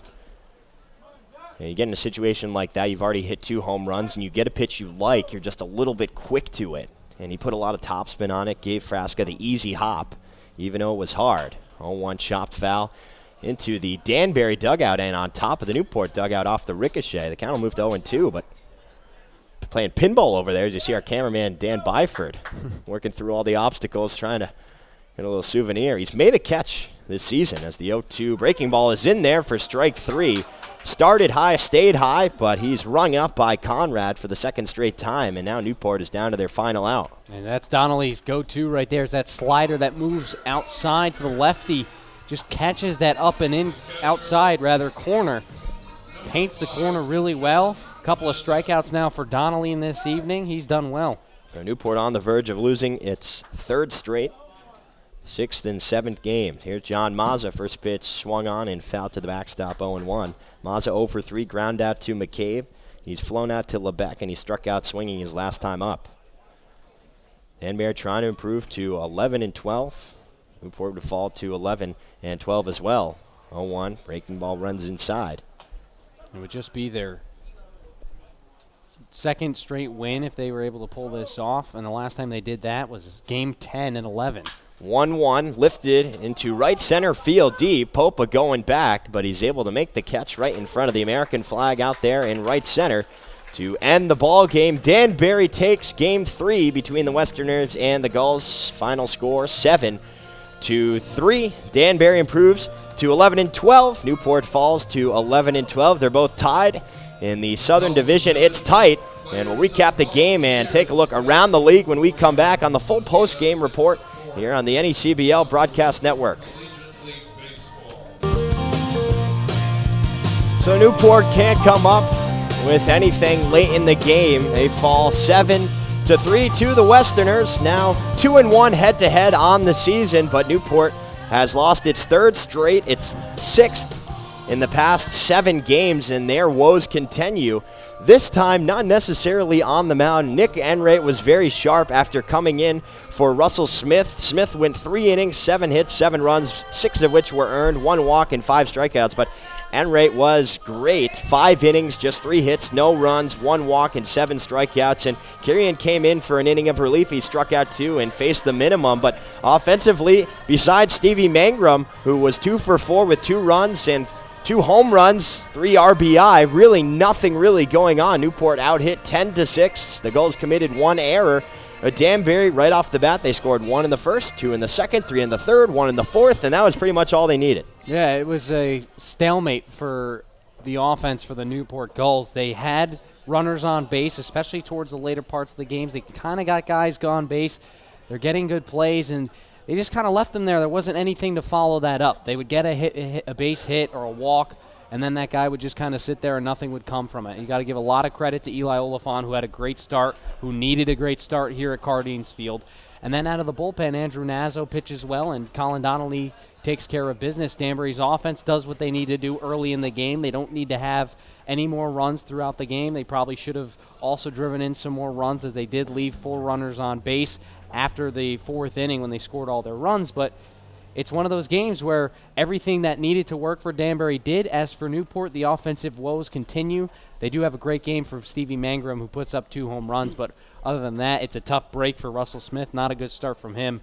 You give a lot of credit to Enright in this ballgame. I mean, he pitched a gem, and it's unfortunate that it has to come down this way. And this was actually the only Southern Division matchup happening here on 4th of July. The other games, Upper Valley versus Vermont, North Adams hosting Sanford. So the standings right now, Newport and Danbury both tied for 5th with that 11-12 record, both 3 games back of the Pilgrims. Still very close, still a lot of time left in the season, but you mentioned it during the broadcast. How much longer can you keep saying that and keep writing that narrative? I think it's within the next week. It really has to be within the next week, because July will catch up to you quickly. I mean, we're already halfway through this season for both teams. We've gotten over that halfway point now as we're past game 23 for both sides. It needs to happen very, very quickly. There's not much more room for improvement or tweaking. It has to happen real soon. The Gulls will face off against the Westerners again. The last 3 games between the 2 teams will be at Rogers Park in Danbury.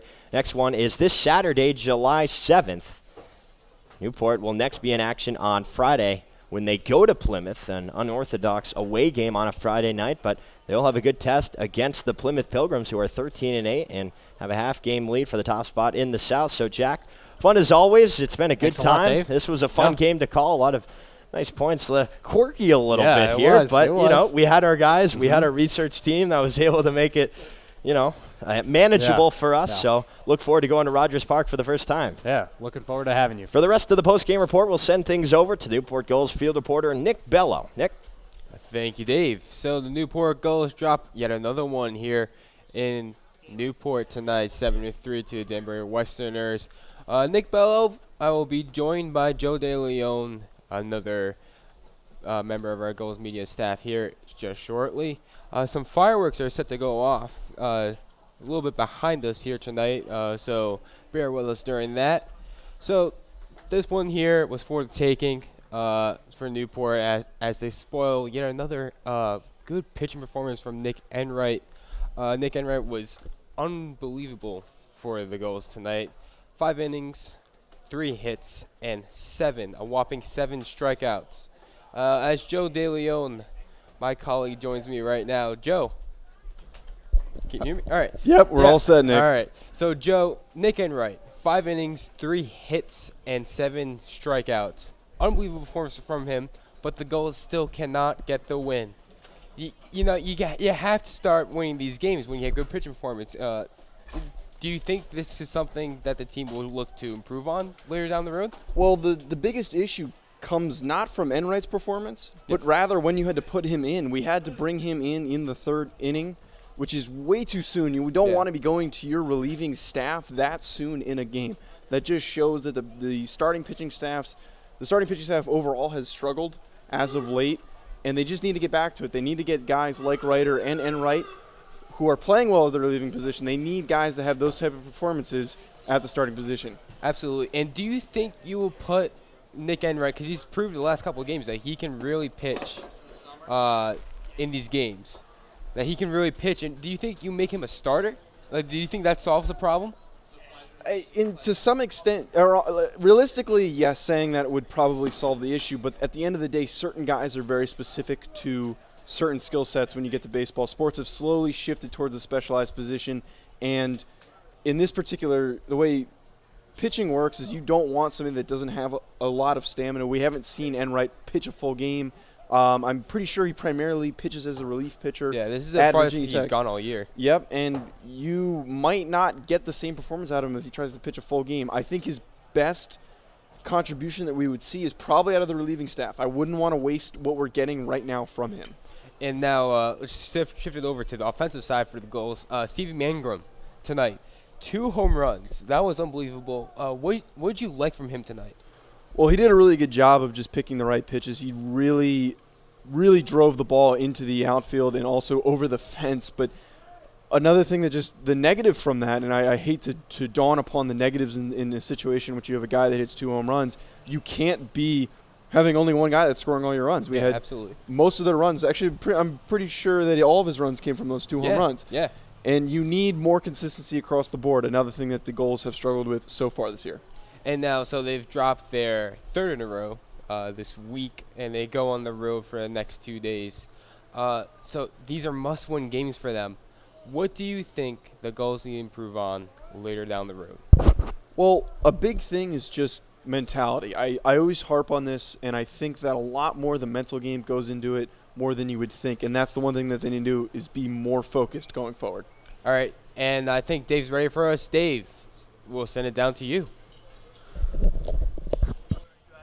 Thanks, guys. Newport falls in their 3rd consecutive game. This one 7-3 to the Danbury Westerners, now 11-12 this season. And they are tied for 5th in the NECBL Southern Division. 3 games back of the top spot. They'll be off tomorrow and be back in action at the Plymouth Pilgrims Forges Field. First pitch of that one, 6:30. And next home game will be on Monday, so they have a couple days until they're back here at Cardines Field. I'd like to thank everyone a part of this broadcast. Tom Lima, our executive producer. Our producer, Shannon Carlson. Aram Layton was our audio technician. Dan Byford was our on-site engineer. Our production assistant, Tess Rote. Joe DeLeon, our social media coordinator. Andre Olivier, our statistician, and a very nice job from Andre up there. It was a tricky game for him to call, but very well done. Our field reporter, Nick Bello, and the voice of the Danbury Westerners, Jack Omer. I'm Dave Peck, saying so long from the city by the sea.